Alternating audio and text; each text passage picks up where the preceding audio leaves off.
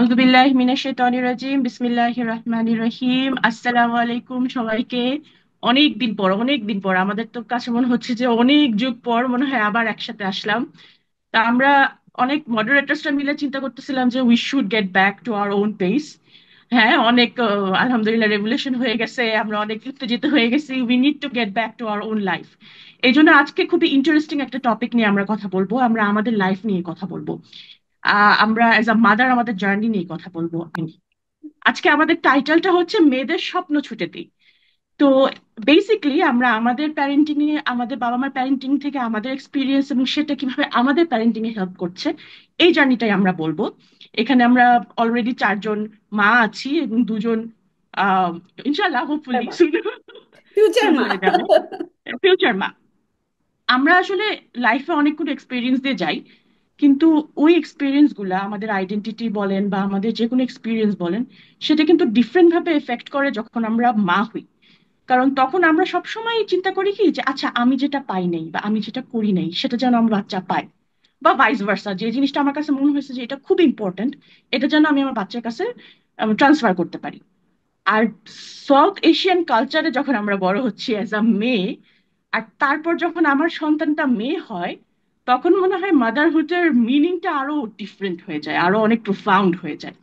Interestingly আমাদের আজকে মডারেটার্সে তিনজন গার্ল মাদার আছে আমাদের সাথে।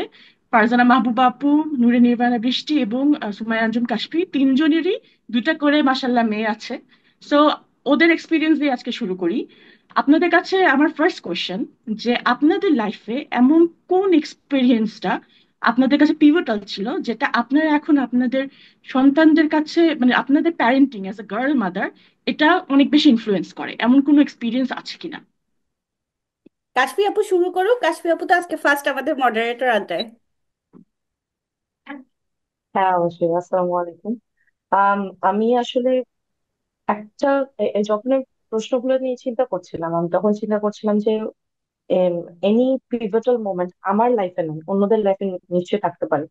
কারণ হচ্ছে আমার পুরো লাইফটাতে আমাকে যেভাবে ট্রিট করেছে আমার বাবা মা, মানে সেই জিনিসটাই আমাকে শেপ করেছে যে কিভাবে আমি আমার বাচ্চাদেরকে দেখবো, আমার মেয়েদেরকে দেখবো।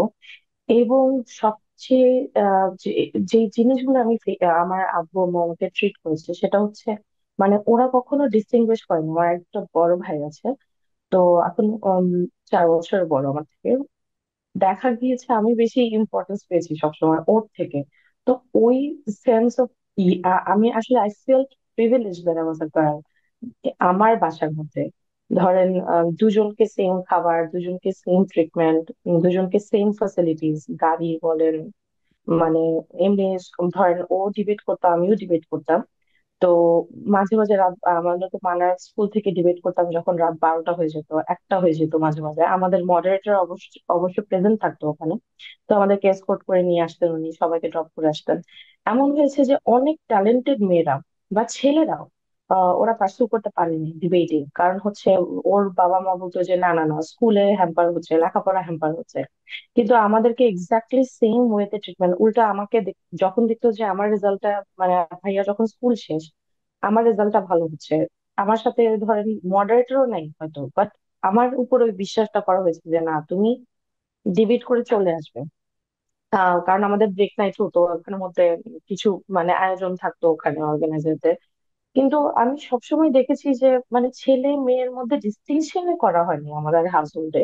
ইভেন এমন ভাবে আমাদেরকে মানে ইয়ে করে দেওয়া হয়েছে যে মানে তোমাকে মানে আমার পজিটিভ গুলো সবসময় আমাকে এমন ভাবে বলা হতো যে কেউ যদি এসে আমাকে একটা নেগেটিভ কথা বলতো আমার ব্যাপারে, আমি মানে আমি আরো মানে আরো কনফিডেন্ট হয়ে যেতাম। তো this is how I tackled everything মানে ইন মাই লাইফ টিল নাও।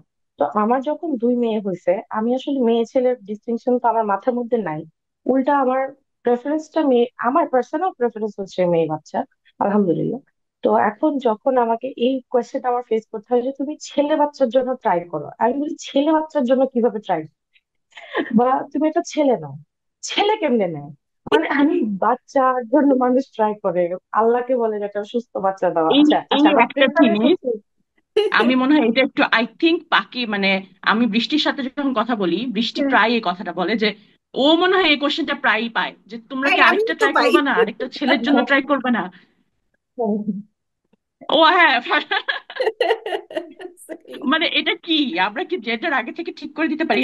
এটা খুবই কমন হ্যাঁ একটা হ্যাঁ কোশ্চেন হ্যাঁ আই গেস। হ্যাঁ এবং জাস্ট একটা কথা বলে আমি শেষ করি। জাস্ট আমার যখন মেয়ে হলো প্রথম বাচ্চাটা, তো তখন আমাকে আমার একটা মানে একজন পরিচিত বলছেন যে তুমি তো দোয়া দুরূদ মনে হয় ঠিক মতো পড়ো নাই, তাহলে তো বাচ্চার জেন্ডারটা ঠিক আসতো। আমি ঠিক আছে। মেনলি হ্যাঁ আল্লাহ। মানে ও মুখের তো ছেলে হয়েছে, তো ও তো ঠিকঠাক মতো দোয়া দরুদ করছে, এই আমল গুলা করছে, তুমি নিশ্চয়ই করো নাই।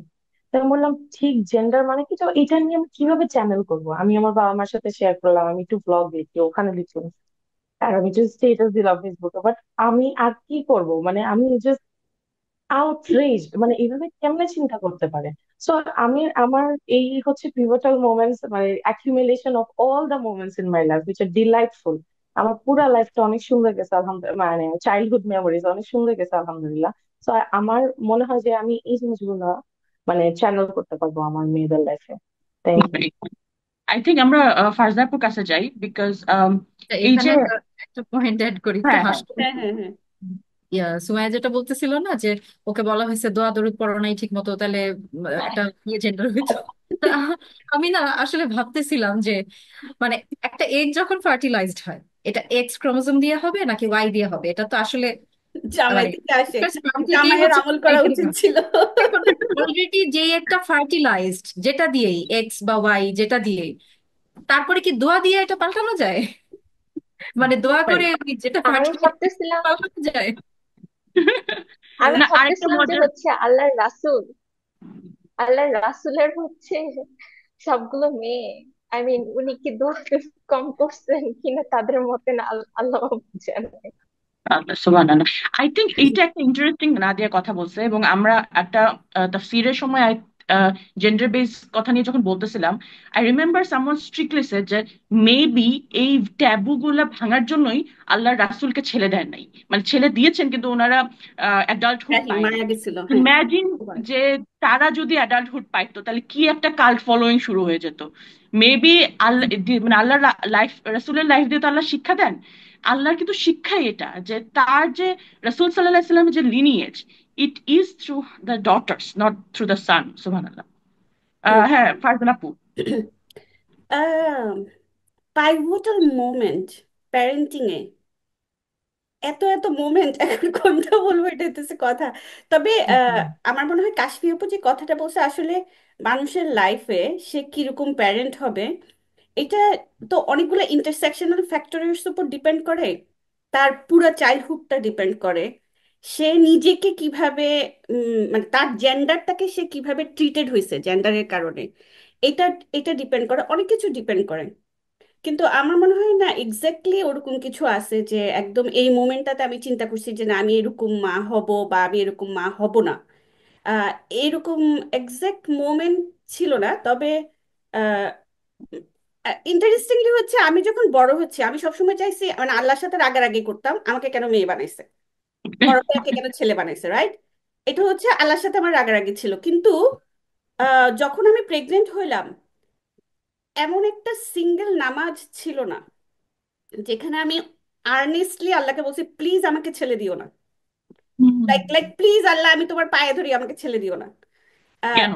এমন একটা কারণ হচ্ছে যেহেতু আমি আহ, একদম একদম ছোট থেকেই বলতে গেলে জেন্ডার কনসিয়াস হয়ে বড় হয়েছি, রাইট?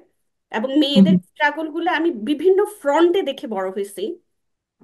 আমার কাছে মনে হয়েছে যে আমাকে যদি আল্লাহ ছেলে দেয় আমি তার সাথে জাস্ট হইতে পারবো না। আমি তাকে মানে আমি মেস আপ করে ফেলবো। বিকজ তাকে আমি তাকে কারণ আই ডোন্ট নো, আমার কাছে যে স্ট্রাগল গুলো নিয়ে আমি বড় হয়েছি, আমার মনে হয়েছে যে আল্লাহ যদি আমাকে মেয়ে দেয় একে তো হবে দুইটা ফাইট, মানে যতগুলো মেয়ে দিবে ফাইটার ফাইটার আসবে দুনিয়াতে, মেয়েদের জন্য ফাইট করার ফাইটার দরকার আছে। আর দুইয়ে তো মনে হয়েছে যে আমি যেভাবে নেভিগেট করছি, যে অ্যাট ওয়ান পয়েন্ট যখন আল্লাহর সাথে রাগারাগিটা গেছে তখন মনে হয়েছে যে এটা তো আসলে একটা ব্লেসিংস মেয়ে হওয়াটা। এবং ইন এ ওয়ে এটা অনেক বড় একটা প্রিভিলেজ আসলে মেয়ে হওয়াটা। হুম। যে আমি যেমন আমার জামাইকে বলি যে ইউ উইল নেভার মানে there is no way তুমি কখনো বুঝবা যে পেটের ভিতর থেকে একটা বাচ্চা বের হয়েছে, like it's your part of your body, এটা তো তুমি জীবনে বুঝবা না। রাইট। তো মানে আমার হাজবেন্ড মাঝে মাঝে শাহিন বসে থাকে, অন্য কাছে তাকাতে একটু বলবে কি এটা তোমার পেট থেকে বেরিয়েছে, like how is it possible. আমি বলে আমিও ভাবতেছি যে হাউ ইজ ইট পসিবল। যে আমি যখন সুবহানাল্লাহ। তো এনিওয়ে, তো এগুলো সবকিছু মিলাই আসলে আহ, উম, আমি যেরকম ইনফ্যাক্ট আসলে প্যারেন্টিং আমার কাছে মনে হয় না যে কেউ প্যারেন্ট স্ক্রিপ্টেড কোনো চিন্তা থেকে প্যারেন্ট হইতে পারে। I don't think so. কিন্তু আপু লাইফে কি ধরেন যখন আপনি চিন্তা করে জানলেন যে আপনার মেয়ে হয়েছে, একটা কনভিকশন থাকে না যে আমি আমার মেয়েকে এভাবে বড় করবো। এই কনভিকশনটা তো কোনো একটা এক্সপিরিয়েন্স থেকেই আসে, র্যান্ডমলি তো কেউ আসে না। হ্যাঁ, এটা হয় যে যতক্ষণ পর্যন্ত বাচ্চাটা পেট থেকে বের হয়নি ততক্ষণ পর্যন্ত কিন্তু পড়ালেখা করে ফাটাই ফেলছি প্যারেন্টিং নিয়ে। আমি কিন্তু লিটারালি বই পড়ছি জানো, যে কি ও ধরনের আচ্ছা। আইডিয়াল প্যারেন্টিং এর উপর বই পড়ছি। তারপর হসপিটাল থেকে তো এখানে তো অনেক ইয়া দেয়, সব পড়ে ফেলছি, একদম লিফলেটের 1 পেজ থেকে শুরু করে 150 পেজের বই সব পড়ে ফেলছি। কিন্তু বাচ্চাটা যে হইলো অন দ্যাট মোমেন্ট অন, আল্লাহ আসলে আমাকে এমন কতগুলা আমি একদম মানে বাচ্চা হওয়ার সাথে সাথে, যেহেতু ওরা প্রথমে ডাউট করছিল আমার যেহেতু ক্রনিক রাইনোসাইনাসাইটিস আছে, তখন ওটা ডায়াগনোসড ছিল না। তো বেবি হওয়ার সাথে সাথেই আমার যে সিমটম যে অবস্থা সবকিছু মিলাই ওরা মনে করছে, যেহেতু আমি বাংলাদেশ থেকে, বাংলাদেশি অরিজিনালি, ওরা মনে করছিল যে আমার টিবি টিবি আছে। হুম। এটাকে যদি এটাকে যতক্ষণ ওরা ডায়াগনোসিস করতে পারতেছে না ততক্ষণ আমাকে কিন্তু আইসোলেটেড করে ফেলছে একদম। ও টিভিতে তোমরা যেরকম দেখছো, আমার বড়টা হওয়ার পরে আমি আর আমার বাচ্চা একদম টোটাল আইসোলেটেড। এবং আমার যে 9 দিন, এটা যে কি পরিমাণ একটা ট্রমাটিক, এবং ওই সময়ে আইডিয়াল প্যারেন্টিং গুলে খেয়ে ফ্লাশ করে বের করে দিয়েছি যে দেয়ার ইজ নো ওয়ে যে তখন হচ্ছে বই বাসায় যেতে পড়লে। পারলে বাঁচে। হ্যাঁ, সো বাচ্চা হওয়ার পেটে থাকা পর্যন্ত আমি অনেক কিছু চিন্তা করছি যে আমি এরকম হব, এরকম করব, এরকম করব না। কিন্তু আস্তে আস্তে এগুলোকে পালতে পালতে আমি এখন যেটা মানে অনেক আর্লি অনই যেটা বুঝছি আসলে, সেটা হচ্ছে যে একটা একটা সিম্পল কথা বলি। হুম। বাচ্চাকে যে মা খুব আদর যত্ন করে বড় করে, সেই বাচ্চাও টিনেজে গিয়ে বলবে তুমি আমাকে বেশি আহ্লাদ দিয়ে নষ্ট করে ফেলছো, তোমার জন্য আমি এটা এটা করতে পারি নাই। আর যে মা এরকম করবে না, ডিসিপ্লিন করে বড় করবে, তাকে কমপ্লেন করবে তুমি আমাকে যথেষ্ট এনাফ আদর করো নাই, দেখো ওদেরকে দেখছো, ওর মাকে দেখছো কত আদর করতো। It doesn't matter what you do, তোমার ইউ বাচ্চাকে ক্যান এটার নট মধ্যে উইন, তুমি জানো না। কখনো উইন করা যাবে না। হ্যাঁ, তোমার বাচ্চাটাকে আসলে আল্লাহ কি মানুষ বানাবে, অ্যাডাল্ট বানাবে, no one has any power to change that. আরেকটা জিনিস হচ্ছে যে বাচ্চা কমপ্লেন করবে বড় হয়ে, so what's the point. True. আমি এটা এটা আমিও কিন্তু এটা বিলিভ করি। আমার এটা না আমার অনেক বেশি প্রেশার ইয়া করে ফেলে বৃষ্টি। সময় শেষ করুক। হ্যাঁ, হ্যাঁ, হ্যাঁ, কি হ্যাঁ। বল, শেষ করতে হবে। না আমি বললাম যে এই চিন্তাটা যে at the end of the day no matter what you do, কালকে আমাকে একজন বলতেছিল যে আমি 100% দিতে পারতেছি কিনা, এটা নিয়ে আমার খুব ভয় লাগে। আরে সবসময় মনে হয় যে আমি যদি 200%ও দেই, ওই যে 300% কেন দিলাম না, এই কমপ্লেনটা আমার বাচ্চারা বড় হয়ে করবে, বিকজ অ্যাজ এ হিউম্যান আমি পারফেকশন কখনো মানে করতে পারবো না, এটা ট্রু। এইটা কাইন্ড অফ মনে হয় আমার কাছে personally as a parent pressure কমায় দেয়। যে এমনি ভুল হবে অমনি ভুল হবে, যে করে যাই যতটুকু আমি পারি, আল্লাহর কাছে অ্যান্সার দিতে পারলে হইলো যে আমি নেগলেক্ট করিনি। That's right, that's right. হ্যাঁ, তাই বৃষ্টি। হ্যাঁ। হ্যাঁ, আর আমার স্টোরিটা কিন্তু আসলে একটু অপোজিট, বাকি সবার চেয়ে একটু অপোজিট। অবশ্য সুমাইয়া যেটা বলতেছিল, মানে কাশফি যেটা বলতেছিল যে ওর আপব্রিঙ্গিংটা এমন এমন ছিল যে যেটা একদমই জেন্ডার বায়াস ছিল না।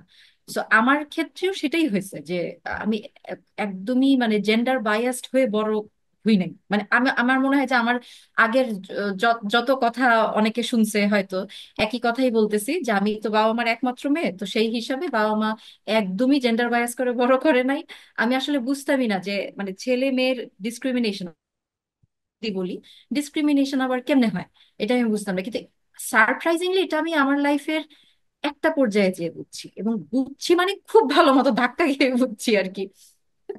একটা বয়সের পরে যখন ফ্যামিলি চেঞ্জ হলো, আমি নতুন একটা ফ্যামিলিতে গেলাম, তো সবকিছু মিলে তখন আমার আমার তখন নিজের এই আমি যে জেন্ডার বায়াসড হয়ে বড় হই নাই, বরং এটাকেই খুব এলিয়েনেটেড মনে হইতে লাগলো আর কি। তো ওইটা আমার কাছে মনে হয় যে ওইটা আমার জন্য পিভোটাল মোমেন্ট। এরপরে যখন আমার দুই মেয়ে, সো এরপরে যখন আমি মা হইলাম, আমার মেয়েরা হলো, তখন আমার কাছে মনে হলো যে না, আমি আসলে যেই চিন্তাধারায় যেভাবে বড় হয়েছি, the world is not like this, society is not like this. So okay যখন আমার মতোই ডিল করতে হবে, হয়তো ধাক্কা খেয়েও শিখবে, কিন্তু ধাক্কাটাকে যেন অ্যাটলিস্ট সামলাতে পারে, মানে এই কনফিডেন্স, এই মানে সাহসটা যেন ওর থাকে। কারণ আমার কাছে মনে হয়েছে যে আমি পরবর্তীতে যখন এই মানে জেন্ডার বায়াসড ধাক্কাগুলি খাইছি, তখন আমার কাছে মনে হলো যে হয়তো হোঁচট খাইছি কিন্তু ভেঙে যায় নাই। তো ভেঙেটা কেন যায় নাই, কারণ ওই যে বাবা মা তো জেন্ডার বায়াস করে বড় করে নাই। তো ওই ওই সাপোর্ট সিস্টেমটা আমার ভিতরে ছিল। হয়তো পড়ে গেছি, আঘাত পাইছি, কিন্তু উঠে দাঁড়াতে পারছি, সেটা হয়েছে, সময় লাগছে। তো ওইটা আমার মাথায় খুব কাজ করছে যে আমি যেভাবে যেই কোকুনের মধ্যে বড় হয়েছি, society is not like this, আমার মেয়েদেরকেও ডিল করতে হবে। অবভিয়াসলি এই সোসাইটি এবং সাউথ এশিয়ান কালচারে যেহেতু ইয়ে হচ্ছে, এগুলো ফেস করতে হবে। সো আমার তাহলে ওদের জন্য আলাদা কিছু ইয়ে নিতে হবে, মেজার্স নিতে হবে, রিয়ালিটি চেক কিছুটা রাখতে হবে আর কি। Reality check. আচ্ছা, এই সাথে সাথে যেটা মাঝখান দিয়ে ফারজানা আপু একটা কথা বললো, আমি এই কথার রেশ ধরেই আমাদের বাকি দুইজন আনম্যারিড নন মাদারদের কাছে কোশ্চেন করতে চাই। কারণ যখন মানে থাকে না যে অনেক আইডিয়াল কনসেপ্ট থাকে। ফারজানা আপু একটা কথা বললো যে একটা মানুষ সে তার নিজের জেন্ডারটাকে কিভাবে দেখে, সেটাই কিন্তু ডিপেন্ড করে যে ও ওর সন্তানকে কিভাবে তৈরি করবে। এবং আমি আমার লাইফে দেখছি যে আমার এমন মানুষ যে আহ, সে নিজে মেয়ে বা সে মহিলা, সে যেহেতু বিলিভ করে যে ওমেন একটা একটু লেস সুপিরিয়র একটা জেন্ডার, এবং ওরা সাবমিসিভ থাকবে, ওরা মানে হাজবেন্ডের আন্ডারে থাকবে, বা ওরা হচ্ছে না, ওরা একটু চিন্তা কম করে। ইভেন আমি এরকমও দেখছি সে না নিজেরাই বলে যে হ্যাঁ, মেয়ে মানুষ একটু বুদ্ধি কম। এই কনসেপ্ট নিয়ে যখন এই মানুষগুলা মানে নিজেরাই নিজেদের জেন্ডারকে এভাবে চিন্তা করে, আমি দেখছি তারা কিন্তু সন্তানদেরকেও এভাবেই তৈরি করার চেষ্টা করে যে না, তোমাকে চুপচাপ থাকতে হবে, তুমি কথা বলবা না বেশি, তুমি প্রোটেস্ট করবা না, তোমাকে মেয়েদেরকে শান্ত থাকতে হয়। ইভেন আমি এরকম একটা জায়গায় শুনছি আমাদের বিয়ের পরেই ধাক্কা খাওয়া, যেখানে এরকম বলা হয়েছিল যে মেয়েরা হাসবে কিন্তু হাসির শব্দ শোনা যাবে না। এটাই হচ্ছে মানে একটা প্রকৃত মানে ফেমিনিন ক্যারেক্টার, যেখানে মেয়ে তো, মেয়েদের গলার স্বর তো উঁচা হবেই না। ইভেন যখন মেয়েরা হাসবে ওদের গলার স্বর শোনা যাবে না। এবং এটা পার্সোনালি আমাকে বলা হয়েছে, বিকজ আমি হচ্ছে যে মানে বৃষ্টি বা যারা আমাদের ফ্যামিলিকে জানে, আমরা অনেক জোরে হাসতে পছন্দ করি, অনেক খুলে হাসতে পছন্দ করি। আমার রিয়াকশন ছিল তার কথা শুনে আমি আর একটা জোরে হাসি দিয়ে ফেলছি আর কি, because that was very funny for me. তো ঠিক রাইসা দরকার নেই, নাদিয়া, মেয়েরা হাসার দরকার নেই, মেয়েরা তো হাসারই দরকার নেই, এত কিসের কথা। হ্যাঁ হাসার কি দরকার আছে, ঠিক আছে, কোনো হাসার দরকার নেই আমাদের। আমার না একদমই ছোট্ট একটা এক্সপিরিয়েন্স আমি তো আগের বার বলতে ভুলে গেছি। আমার যখন দুই মেয়ে হলো, মানে আমার তো পরপর দুইটা বাচ্চা হয়েছে, তো সেকেন্ডটা যখন হইলো, এরকম একটা পাড়ার একজন এরকম খালামার সাথে দেখা, মানে উনি আমাকে ধরেই বলতেছে কি, থাক থাক কষ্ট পায় না, বুঝছো, মেয়েই ভালো, থাক থাক তুমি এত কষ্ট পায় না, ছেলে হয় নাই মানে। আমি আমি আমি না শকড। আমি আপনাকে কখন বললাম যে আমার দুইটা মেয়ে হতে আমি এত কষ্ট পাইছি? সে আমাকে প্রচুর সান্ত্বনা দিতেছে, হ্যাঁ, যে তুমি কষ্ট পায় না, দুইটাই মেয়ে হয়ে গেল, ছেলে হয় নাই, আচ্ছা ঠিক আছে আল্লাহ পরে দিবে, কষ্ট পায় না। আমার আমার লাইফে উল্টো হয়েছে। আমার যেহেতু সাহিন হওয়ার আগে আমি আরো দুইটা বেবি লস করছি, এবং মানে আমার একটা খুবই কঠিন একটা এক্সপিরিয়েন্স ছিল প্রেগনেন্সিতে। সাহিন যখন হয়েছে, খুব কমন একটা কথা ছিল যে যাক ছেলে হয়েছে, মানে এত কষ্ট যে করলা, ছেলে হয়েছে এখন তাহলে ভালো, মানে তাহলে তোমার আর ওয়ার্থেড কষ্টটা। মেয়ে হইলে হয়তো তাদের কাছে ওয়ার্থেড মনে হইতো না কষ্টটা। এবং এগুলো কিন্তু আমরা র্যান্ট থেকে বলতেছি না, যারা শুনতেছে তারা হয়তো বলতে পারে যে আমরা র্যান্ট করতেছি, বাট দিজ এগুলো আর 1000টা এক্সপিরিয়েন্স। এক্সপিরিয়েন্স, সুমাইয়া, 1000টা এরকম এক্সপিরিয়েন্সের একটা বলতেছে ওরা। এক্স্যাক্টলি, মানে আমি নিজেও, কখন? মানে আমি নিজেও এতবার যেটা বলছি যে হ্যাঁ, তোমার যদি আর বেবি নাও হয়, অ্যাটলিস্ট তোমার তো একটা ছেলে আছে। এই যে, এই যে কথাগুলো এত শুনি, যে মানে এগুলো কিন্তু রিয়ালিটি, এগুলো কিন্তু আমরা জাস্ট বিকজ আমরা according to lot of people আমরা ফেমিনিস্ট দেখে আমরা বলতেছি আল্লাহ। জিনিসটা না, এগুলো আমাদের এক্সপিরিয়েন্স থেকে আমরা বলতেছি।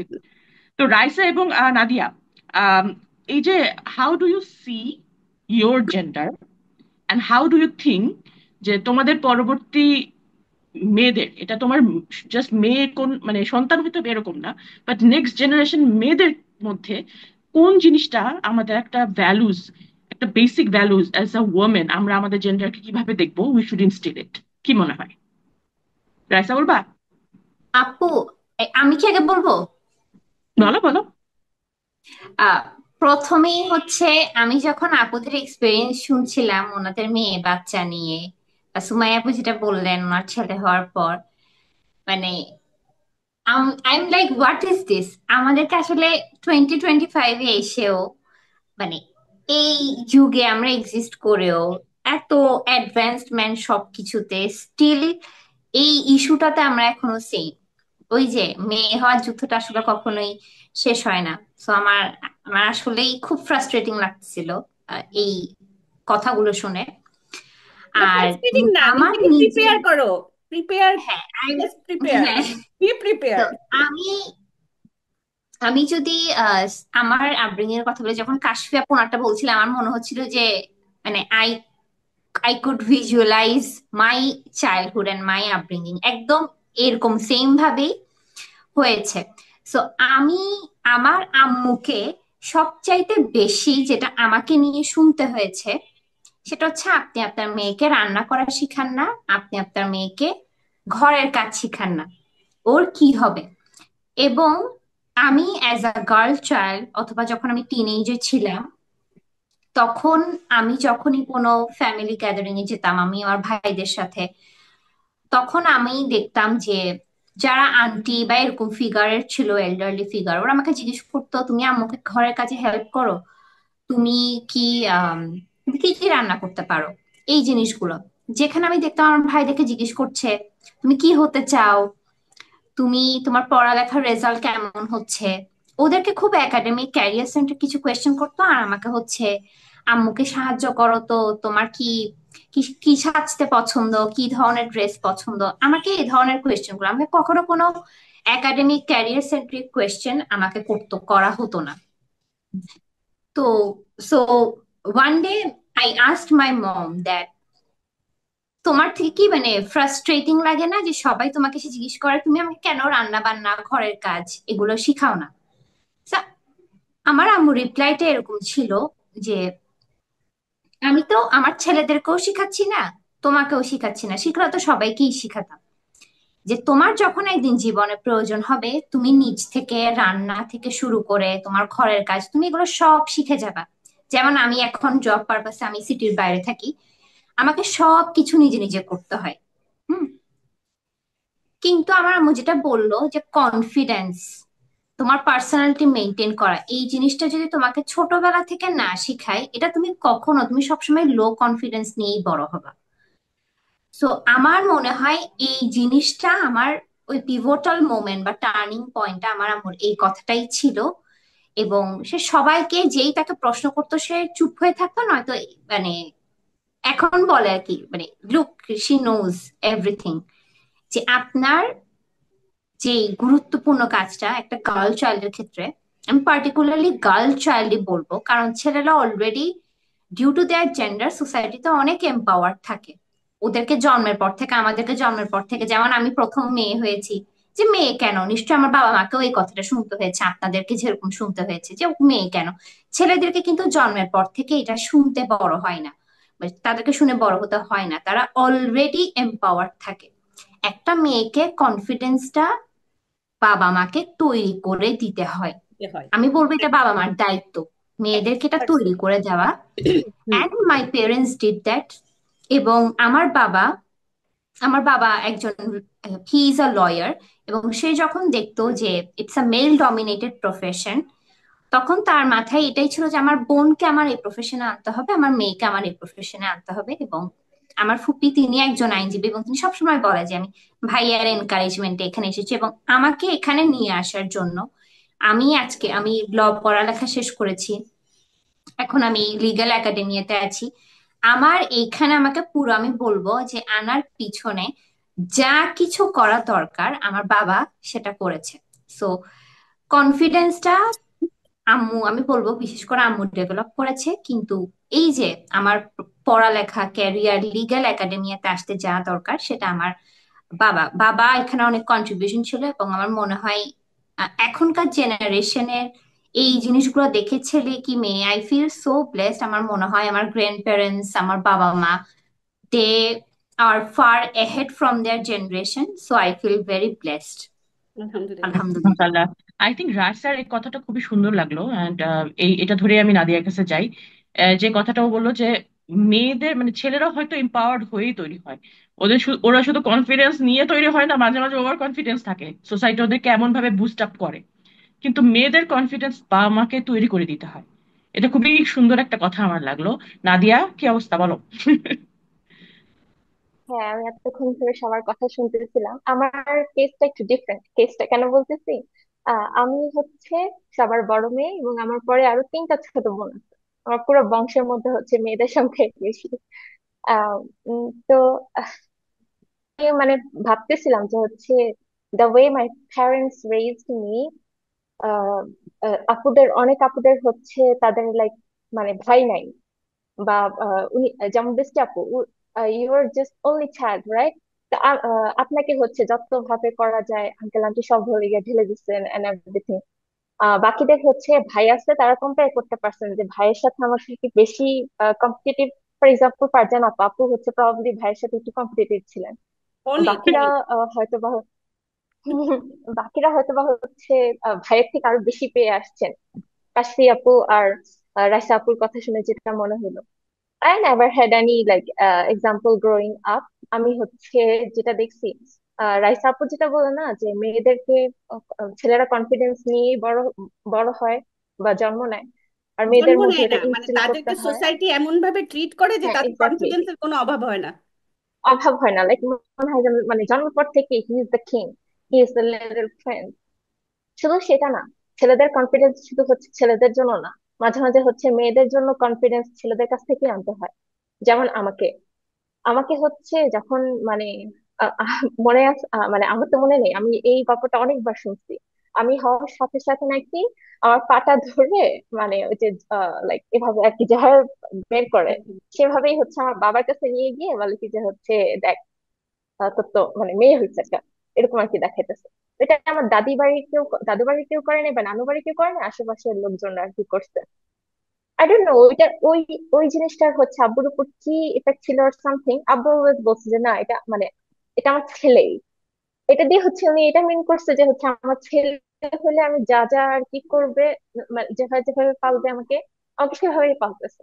কথায় কথায় ছোটবেলা থেকে হচ্ছে আমি এটাই শুনছি। ইনফ্যাক্ট হচ্ছে আমি নিজেও ভাবছি যে হচ্ছে কারণ মানে আমার আপব্রিঙ্গিং যেহেতু ডিফারেন্ট ছিল।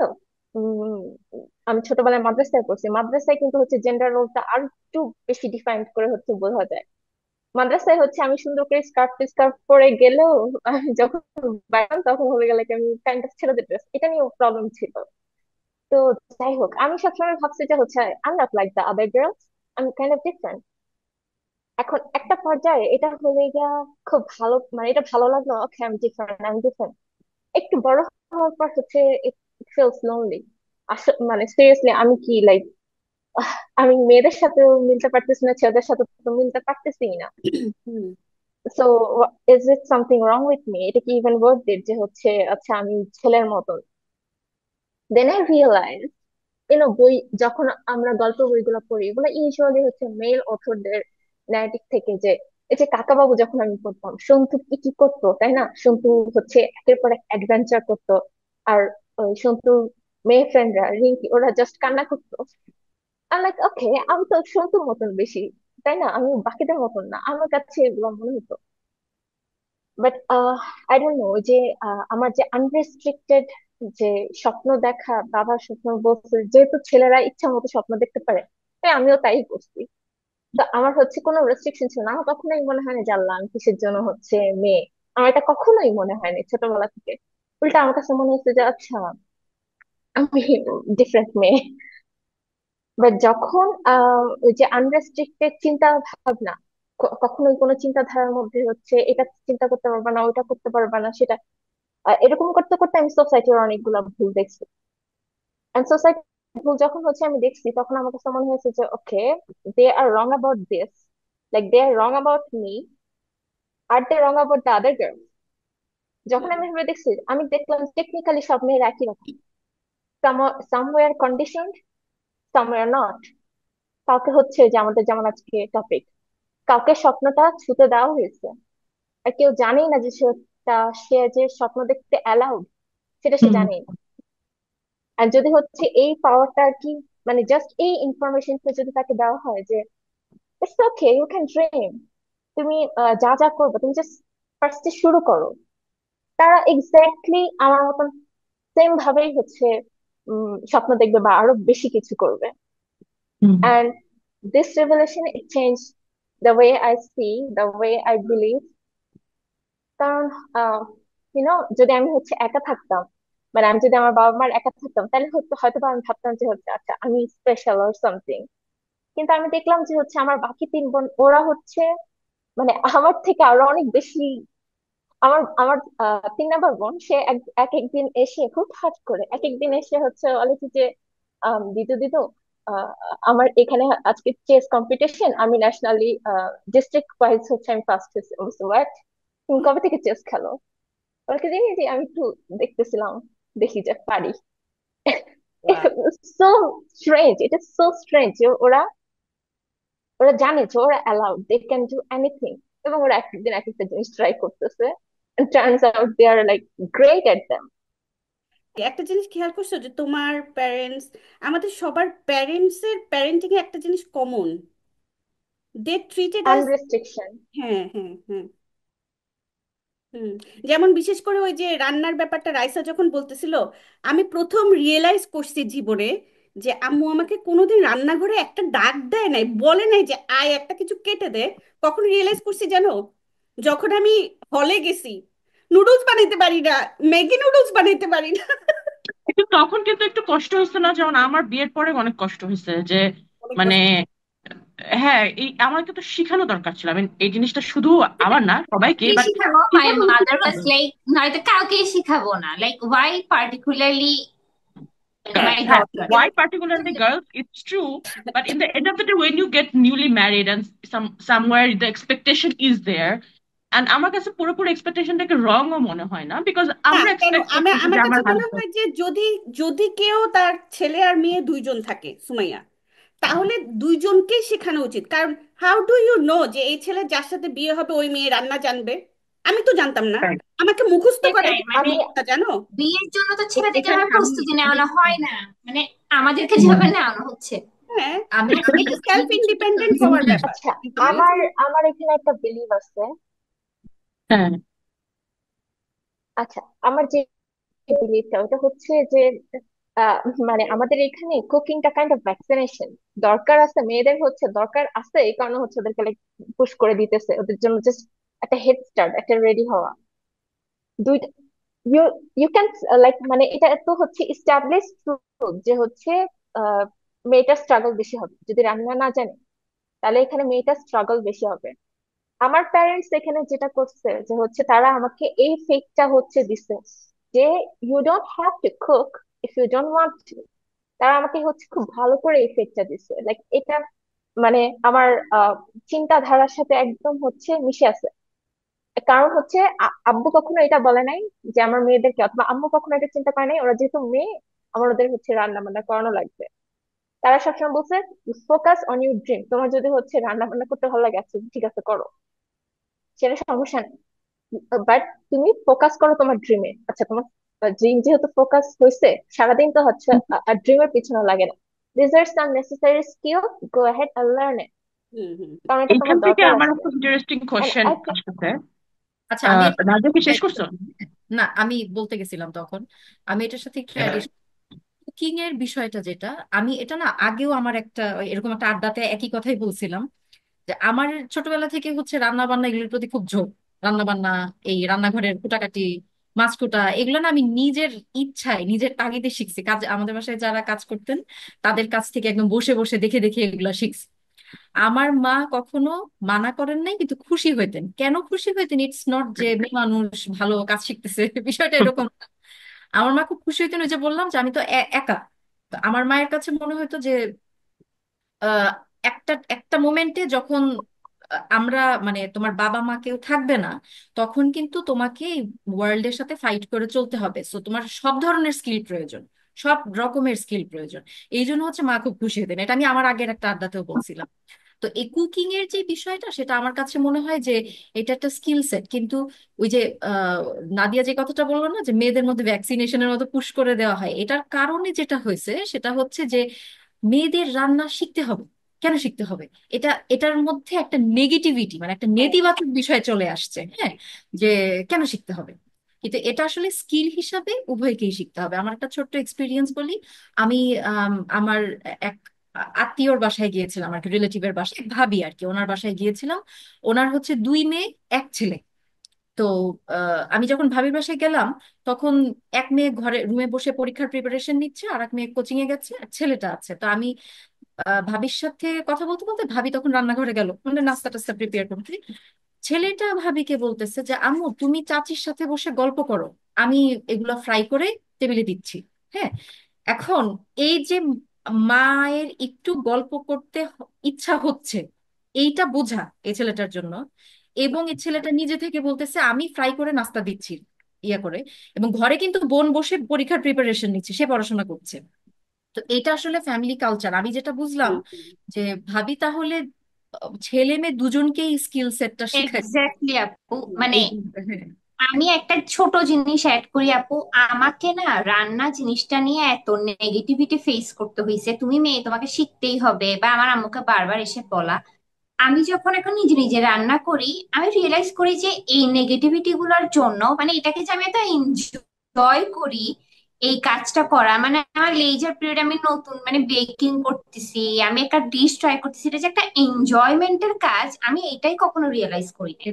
হ্যাঁ। সোসাইটি আমাকে এটা এমন ভাবে ফিল চুরিটাও করিয়েছে। আরেকটা এখন, অ্যাডিশন দিই আপু আমি, যে রাইসিটাও আমাদের এখন। আপনি সোসাইটিটাও এমন। হচ্ছে ফারজান আপু, একটা আপনি মেয়ে হচ্ছে যদি কি বললেন? সমস্ত সাংসারিক কাজ, ঘরের নানান আইটেম রান্না, নানা কিছু শিখেও যদি শ্বশুর বাড়িতে যায়, আমি সরাসরি বলতেছি, তাও সে প্রশংসা পাবে না। ধরেন শিখে গেছে, কেন তুমি রাঁধছো, এটা মজা হয় নাই, এভাবে কি আমরা খাই? এভাবে আমরা খাই না। এটা আমি খাই না। এটা লবণ এইভাবে কমছে, আমরা খাই আমরা তো না, আমাদের খাইতেই বাসায় পারি এভাবে না। হয় না, এটা খুবই কমন ডায়লগ। এই আর এই কাশ্মীর গল্প, বলুন। ওই এই গল্প বলবে ধরেন চালাক ওই বাসার কিন্তু মেইড ছেলে পর্যন্ত, মেইডের কাছেও পর্যন্ত একটা আলোচনার বিষয় হয়ে যাবে। তো আমি দেখলাম যে একটা মেয়ে না শিখে, ওই যে বলে না শাখের করাত, আপনি শিখে না গেলে তো না, সেটা তো হইলোই যে সে কিছু পারে না, মা কিছু শিখে পাঠায় নাই, শিখাই পাঠায় নাই। আর যদি ইভেন শিখেও জানে এক্সপার্ট হাতে, সেটাও পছন্দ হবে না, সেটা থেকে 100টা ভুল বাইর করবে। আপনি ওই যে বলেন যে কলি জায়গাটা রান্না করে দিলেও বলবে লবণ কম, এটাই অ্যাকচুয়ালি এক্সপিরিয়েন্স। তো আসলে একটা মেয়ের এই যে একটা স্কিল শেখা, এই আগ্রহ তার কোত্থেকে আসবে? হ্যাঁ, হইতে পারে যে মেয়েটা রাঁধছে দেখে যে একবারে প্রশংসায় ভাষায় দিতে হবে তা না। এই রান্নায় 19-20 হইতে পারে, সেটা বলারও তো একটা সৌন্দর্য আছে, তাই না? যে সেভাবে ইয়ে নাদিয়া আর করে। কাশ্মী আপু কি যেন বলতে চাই। আপু, কাশ্মীর বলতেছিল কি জানি। কাশফ আপু বলবেন? নাদিয়া। আমি বলছিলাম বেশি রান্না পারলে বলবে চালাক, মানে ছেলেদেরকে হাত করতে চাইবে এরকম। মানে আমি যদি বলছি, এবার সব শ্বশুর বাড়ি এরকম না অবভিয়াসলি, অনেক শ্বশুর বাড়ি আছে ভালো। আম, আরেকটা পয়েন্ট আমি বলতে চাই যে বাংলাদেশে একটা টেন্ডেন্সি আছে, মানে যে যৌথ পরিবার বলে নর্মাল ফ্যামিলি, ছেলেগুলোকে পেডেস্টালে বসে রাখে, মানে ওরা খাওয়ার পরে প্লেটটা পর্যন্ত ওরা কিচেনে রেখে আসে, মানে কিচেন, ও মাই গড আমার ছেলে কিচেনে ঢুকবে। এই মেন্টালিটি থেকে সবার বের হয়ে আসা উচিত, যাদের পরিবারে ছেলেরা আছে এবং যাদের নিজেদের ছেলে আছে, বা যারা দেখতেছে যে পাশে আরেকজনের ছেলে আছে, সবাইকে একজন একজনকে এডুকেট করতে হবে দরকার হলে, মানে চুপ থাকার আসলে আর ইয়ে নেই। কারণ এই মেন্টালিটি থেকে আমি দেখছি আমার অনেক ছেলে যারা আছে, ধরেন যে কাজের লোক পাশে দাঁড়া থাকবে কিন্তু ওর হাতে ভাজতে হবে, মানে একটা ইফতার টাইম তুমি এটা ইবাদত করবা, কাজের লোক আছে, মানে এটা তো he is being paid for this profession, অথবা মানে তার সে হয়তো তাড়াতাড়ি পারে না, দেয়ার পিপল স্ট্যান্ডিং, সে তার নিজের হাতে ভেজে দিতে হবে কেন? হ্যাঁ, কেন ওনার নিজের হাতে ভেজে দিতে হবে? সে হয়তো ইবাদত করে সারাদিন অফিস করে আসছে, বা হয়তো ঘরেই ছিল, বাচ্চা টেক কেয়ার করছে। আর ছেলেগুলোর হেল্প করে মেন্টালিটি গ্রো করতে হবে আর কি বাসায়। আমার সব ছেলে এরকম না, অনেক ছেলে আছে করে, আই ডোন্ট নো আছে কিনা, মানে ঘরের মধ্যে, মানে আই হ্যাভেন্ট সিন, মানে খুব রেয়ার। কিন্তু এই জিনিসটা আমাদের করতে হবে আর কি ফ্যামিলি গুলাতে। মেয়েদেরকে যদি আমার প্রোটেকশন দিতে যায়, ছেলেগুলোকে মানুষ করতে হবে। না, ঠিক। নাদিয়া। আচ্ছা, নাদিয়া কিছু বলতেছিলা? আচ্ছা, আমি যেটা বলতে, হ্যাঁ আমি একটা জিনিস বলতেছিলাম, ওইটা হচ্ছে ফারজান আপু, আপনি বললেন না যে হচ্ছে ছেলে মেয়েকে যেভাবে পালন করে রেবেল করবে, আমার বাবা হচ্ছে, আমি কিচেনে গেলে, আমরা আমরা বোনেরা রান্নাঘরে গেলে তার মেজাজটা হচ্ছে গরম হয়ে যায়। ওই যে তার মাথার মধ্যে যে আমার মেয়েদেরকে টিপিক্যাল মেয়ে বানানো যাবে না, কারণ উনি দেখে আসছেন যে মেয়েদের কষ্ট হয়, তার হুম। মেয়েদেরকে কোনো কষ্ট দেওয়া যাবে না। তো রান্নাঘরে গেলে তার মেজাজটা একদম হচ্ছে গরম হয়ে যায়। তো এই কারণে হচ্ছে আমি আরো বেশি বেশি করে রান্না বান্না শিখি। এটা এটা কারণ কিন্তু হচ্ছে ট্রু। যাও। আই আই অ্যাগ্রি, আমি নাদিয়ার সাথে অ্যাগ্রি করি। আমার একটা এক্সপিরিয়েন্স বলি, তো এই এক্সপিরিয়েন্স থেকে আমি নেক্সট কোয়েশ্চেনটা করব। আমার যখন মানে আমারও কিন্তু সেম হয় যে আমার দুই ভাই বিদেশে পড়তে চলে যায়, এবং আব্বুর সাথে অফিসের কাজ, প্রজেক্টের কাজ, এই জিনিসগুলো আমি বেশি করছি আব্বুর সাথে। এবং আব্বুর একটা খুবই সুন্দর জিনিস ছিল, সেটা হচ্ছে অনেক ছোট আমি, কিন্তু ও আমাকে জিজ্ঞেস করবে যে এই প্রজেক্টে এরকম করতেছি, তুমি কি মনে করো। আমি যদি বলি অবভিয়াসলি প্রত্যেকটা জিনিস সে নিছে এরকম না, বাট সামটাইমস আমার ইনপুট সে আসলেই কাজে লাগাইছে। সরি। তো অ্যাজ আ মানে গার্ল, এটা আমার জন্য কতটা কনফিডেন্সের ছিল যে আমি এত ছোট একটা মানুষ, এবং সবাই যতদূর আমার আব্বুকে জানেন যে হি ওয়াজ আ ওয়েল নোন এন্টারপ্রেনিয়র, সে তার এত বড় বিজনেস গুলা ডিসিশন মেকিং এ আমার ইনপুটটাকে নিচ্ছে। সো এটা কিন্তু আমাকে অনেক বেশি কনফিডেন্সে হেল্প করছে যে ওকে, দ্যাট মিনস আমি মনে হয় মানে আই ক্যান থিঙ্ক, আমি হয়তো সলিউশন দিতে পারি এটা। এই যে কনফিডেন্স বিল্ডিংটা, I think it was very very helpful for me. But basically again, যেহেতু আব্বু আমাকে নন স্টপ তার সাথে সাথে সাথে রাখছেন, এই যে একটা কথা না আছে না যে আমি আমার মেয়ের ব্যাপারে গর্ব করি কিভাবে, মানে আমার আব্বু না, বাট একটা কমনিয়া যে ও আমার মেয়ে না, ও আমার ছেলে। মানে কি ছেলে হওয়াটা গর্বের, আমি আমার মেয়ের জায়গায় মেয়ে না, ওকে আমি আমার ছেলের মতো ট্রিট করতেছি। এট the end of the day আসলে তাহলে পেডিস্ট্রেলে কে আছে? ছেলেটাই আছে। এখন আমরা আমরা যারা এখানে আছি, আপনাদের সবার কাছে একটা কোশ্চেন, যে আপনাদের কি মনে হয় যে আমরা এই যুদ্ধ করতে যে আমাদের ফেমিনিন সাইডটাকে কিছুটা মানে আমরা we shed of the feminine side, because আমাদেরকে যুদ্ধ করতে হয়, so we have to be some kind of macho.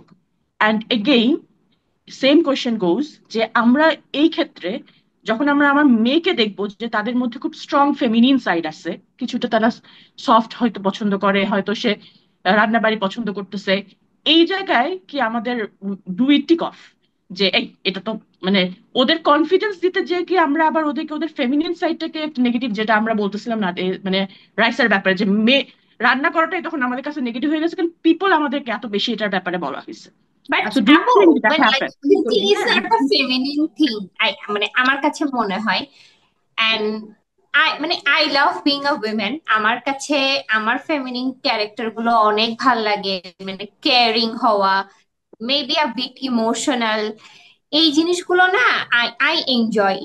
যেটা বললাম যে I love being a women, এবং আমি এটাকে কখনো এক্সক্লুড করতে চাই না। যেমন আমি এটা অনেক জায়গায় এটা শুনেছি, মানে স্পেশালি ল পড়তে এসে, যে এত ইমোশনাল হয়ে মেয়েরা এখানে ডেথ সেন্টেন্স দিবে কোর্টের মধ্যে, মানে তুমি এগুলা নিতে পারবা না বা এটা না। বাট আমার কথা হচ্ছে, আমি আমার ইমোশনস গুলোকে, আমার মধ্যে যে ফেমিনিটি আছে সেটা আমার স্ট্রেংথ। ইমোশনস কেয়ার করা, আমার মধ্যে যে সফটনেস আছে, এটাকে আমি আমার স্ট্রেংথ হিসেবেই দেখি। এবং কিন্তু মাঝে মাঝে হয় যে এই যে সোসাইটির এই জেন্ডার বায়াস আউটলুকটার কারণে আহ এটা আসলে অনেক মেয়ের সাথে হয়ে যায়, যে ওরা ওদের এই সুন্দর যে ফেমিনিন সাইডটা আছে এটা ওদেরকে কোথাও না কোথাও গিভ অ্যাওয়ে করতে হয়। এই জন্য এটা আসলে সোসাইটি চেঞ্জ না হলে আহ এই যে মেয়েরা ওদের এই ফেমিনিন এই কোয়ালিটিস গুলাকে এনজয় করতে পারবে না। করতে পারে না। আমি আসলে এক্স্যাক্টলি এই না, জায়গাটাতে আমি এটা যে আমি এক্সপিরিয়েন্সটা মানে আমি এই যে এক্সপিরিয়েন্সটা বলতেছিলাম, যে আমার আব্বু, যেহেতু আমি আব্বুর সাথে অনেক বেশি থাকছি, যখন আমার বিয়ের কথা চলে, আমি এক্সপিরিয়েন্সটা ইয়াতে বলছি, আমাদের ফ্রেন্ডদের আপনাদের মধ্যে বলছি, যে আমার যখন বিয়ের কথা চলে, যখন ঘটক আসে, তখন আমার আব্বু আমার পাবলিকেশন গুলো তার টেবিলে থাকতো। সে কয়েকটা পাবলিকেশন তার হাতে দিয়ে বলছে যে যে আমার মেয়েকে বিয়ে করতে চাবে এই পাবলিকেশন গুলো যেন দেখে, আমার মেয়ে রান্নাঘরে বসে থাকার জন্য আমি ওকে বড় করিনি। তো তখন কথাটা আমার কাছে অনেক কনফিডেন্স লাগছে, এখনো আমার কাছে একটা কনফিডেন্স লাগছে যে একটা বাবা এভাবে বলতে পারে। But then at the end of the দেখা যায় আমার থিসিস চলতেছে, কিন্তু 3 বেলা রান্না করার পর আমি থিসিসে বসতে মানে টায়ার্ডের চলে বসতে পারি না, তখন কিন্তু আমার কাইন্ড অফ মনে হয় যে আব্বুকে বলি যে আব্বু, এন্ড অফ দ্য ডে আমি রান্নাই করতেছি। এবং মানে আমি আমার স্বপ্নটা করা মানে আব্বু যে স্বপ্নটা দেখাইছে, আব্বু আমাকে আইআইএম এ পড়াইতে চাইছে, আব্বু আমাকে বিদেশে পাঠাতে চাচ্ছে, আব্বু আমাকে ইন্টারন্যাশনাল রিলেশনে পড়াইতে চাইছে। I am chasing my dream. ওই ড্রিম করতে এসে মালয়েশিয়া এসে কিন্তু রান্নার চোটই করতে পারতেছি না। So at the end of the day যেই নাও সেই কুতোই কিন্তু লাইফ আসলে। অনেকে হচ্ছে মনে করে যে অনেক সময় দেখা যায় যে হচ্ছে আচ্ছা আমরা ইউনো কারো কথা শুনবো না, এ কথা শুনবো না, কিন্তু আমরা আমাদের স্বপ্ন দেখবো। At the end of the day হচ্ছে কার স্বপ্ন দেখতেছি? আমার স্বপ্ন দেখতেছি না, আমার বাপের স্বপ্ন দেখতেছি, আরেকটা বেটার স্বপ্ন দেখতেছি। কিন্তু কিন্তু আম, কিন্তু কিন্তু এটাই তো আমার প্যারেন্টিং জন্য না, হচ্ছে বাপের যদি স্বপ্ন যদি আমরা বাপের স্বপ্ন যদি পূরণ করতে পারি, তার মানে দে আর ভেরি স্ট্রং প্যারেন্ট যারা আমাদের কাছে স্বপ্ন ঢুকাইতে পারছে। এক্স্যাক্টলি লাইক হচ্ছে তারা, আমার বাবা বা হচ্ছে আপনার বাবা, তারা হচ্ছে আমাদেরকে ভর্তি মনে করছে।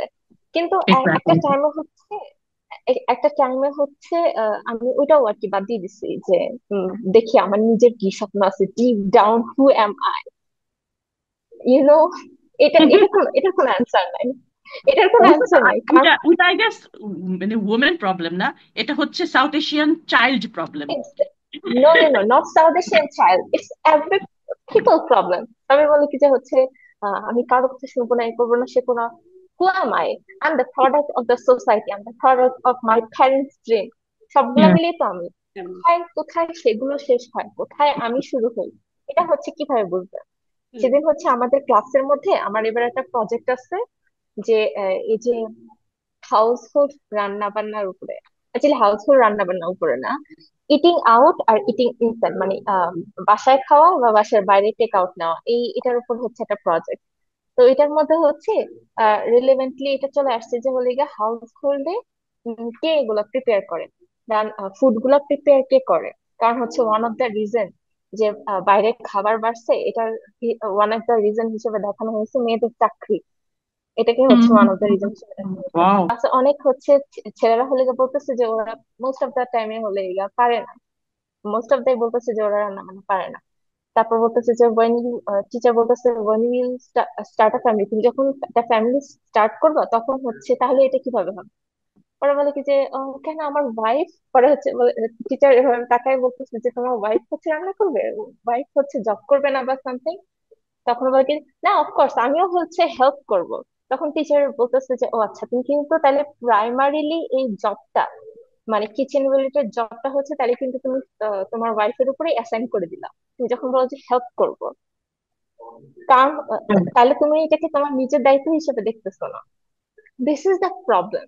আমাদের প্যারেন্টস, আপনার প্যারেন্ট হোক বা আমার প্যারেন্ট হোক, আমার বাবা হোক বা যেই হোক না কিসের জন্য, তারা চাইছিল যে হচ্ছে আমরা হেল্প, মানে আমরাও হচ্ছে জাস্ট এই হেল্প পে করবো। রাইট। এই রাইট। One of right. দা, মানে এটা যেন হচ্ছে আমাদের মেইন ডিউটি না হয়ে যায়। রাইট। কিন্তু ট্রু। এট দি এন্ডে হচ্ছে সেটা হইতেছে না।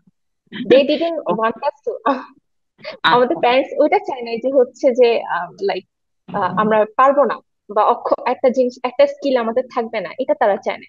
কিন্তু সেই একটা স্কিল যে আমাদের ডিফাইনিং মোমেন্ট না হয়, এটা তারা চেয়েছিল।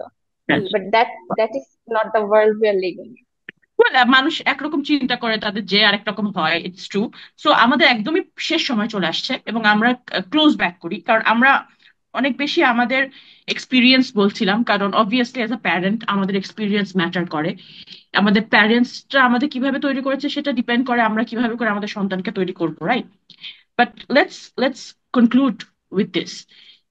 সবাই একটু যদি শেয়ার করতে চান যে আমরা এক যখন এটা এটা মানে শুধু বাংলাদেশ বলে না, অ্যাজ আ মুসলিম আমরা চাই যে আমাদের মেয়ে সন্তানরা ভিজিবলি হিজাব বা ইসলামিক রিপ্রেজেন্টেটিভটাকে ক্যারি করুক। আমরা চাই যে অ্যাজ আ ওমেন সে তার মর্যাদাকে ক্যারি করুক। এই প্রত্যেকটা জিনিসই কিন্তু দেখেন অনেক চ্যালেঞ্জিং, রাইট?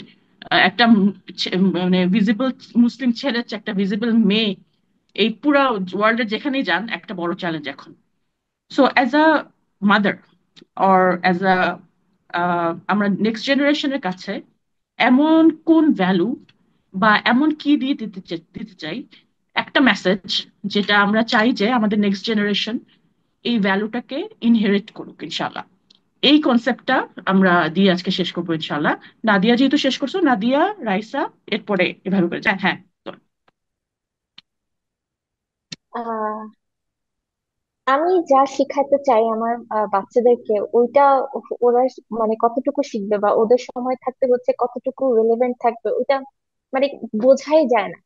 কারণ আমি আপনাদের কাছ থেকে যেটা শিখলাম আর কি, যে যতই প্যারেন্টিং বই পড়ি না কেন, যত until I am doing it practically, এটার হচ্ছে অ্যাকচুয়ালি কোনো মানেই থাকবে না। বাট হ্যাঁ, আমার একটা আইডিয়া আছে। ওটা হচ্ছে যে মানে অ্যারোগ্যান্স না থাকা, যেন আমার ফিউচার জেনারেশন, আমার বাচ্চা, আমার সন্তান, তাদের যেন ট্রুথের প্রতি, যেহেতু আমি মনে করি যে হচ্ছে ইসলাম এবং আল্লাহ আমাদের জন্য যা যা গাইডলাইন দিচ্ছেন সেটার মধ্যে ট্রুথ আছে, আমি একদম কমপ্লিটলি আমার কোনো অ্যারোগেন্স ছাড়া আমি সেটার উপর আত্মসমর্পণ করতে পারি বা সেটা হচ্ছে মেনে নিতে পারি। আই থিঙ্ক এই স্কিলটা হচ্ছে খুবই দরকার, যে তোমার একমাত্র লয়্যালটি থাকবে হচ্ছে ট্রুথের প্রতি, আর কোনো কিছু না। ব্যক্তি বা মানুষ বা আইডিওলজি সবকিছু হচ্ছে চেঞ্জ হবে, সবকিছুর ইন্টারপ্রিটেশন হচ্ছে পার্সন টু পার্সন ডিফারেন্ট হবে।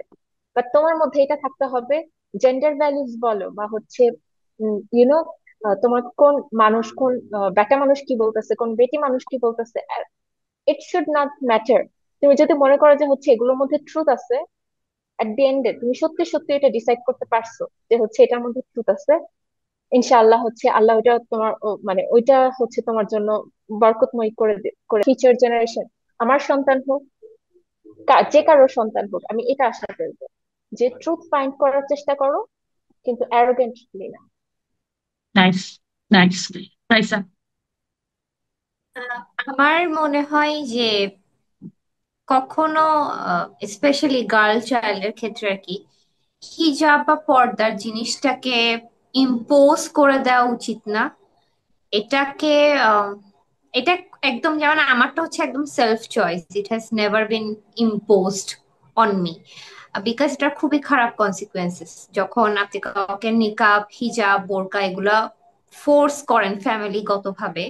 এটার কনসিকুয়েন্সটা আসলে কখনোই ভালো হয় না।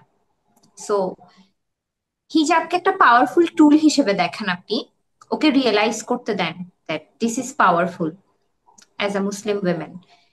এই রিয়েলাইজেশনটা এখন বিভিন্নভাবে করা যায়, সেটা প্যারেন্টসদের নিজেদের বিষয় যে তারা এটা কিভাবে করে করবে।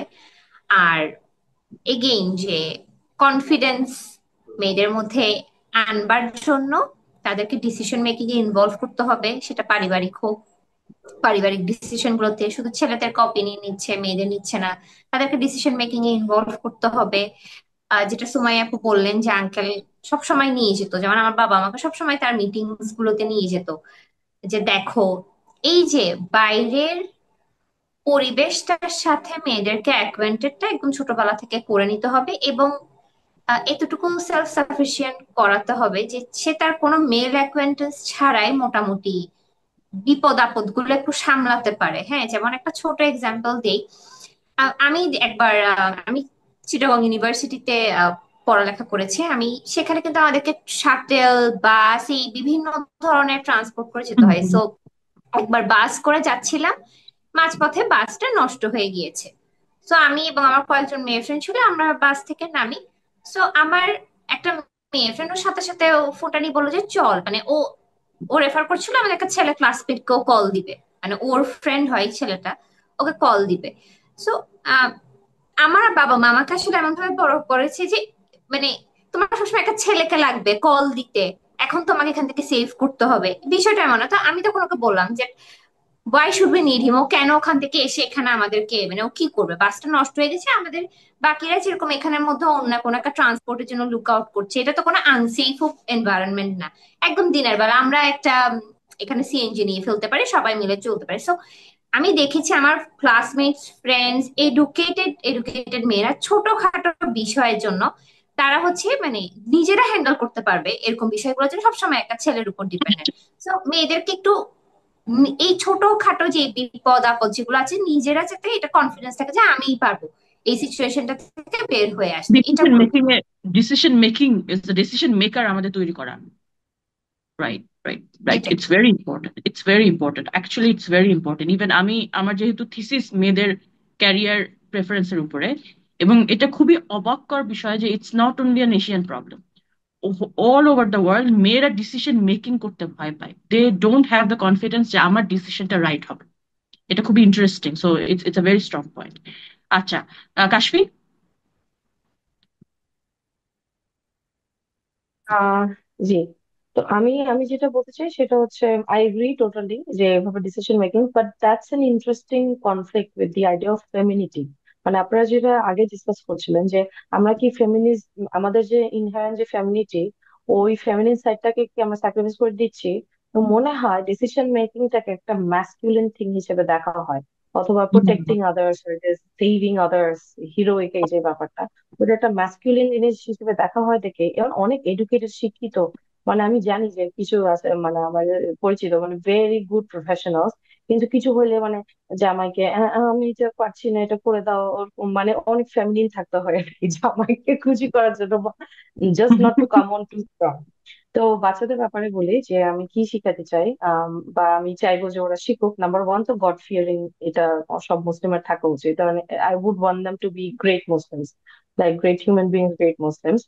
Second and the most important issue is financial responsibility. মেয়েদেরকে শেখানো খুব জরুরি যে একটা মেয়ে যে বাবা মা ফাইন্যান্স ফাইন্যান্সের জন্য কন্ট্রিবিউট করতে হবে, এটা ছোটবেলা থেকে শিখাতে হবে যে ও মেয়ে শ্বশুর বাড়ি চলে যাবে কি করবে, ও যদি জব করে ওর ফাইন্যান্সিয়ালি কন্ট্রিবিউট করতে হবে ওর বাবা মাকে।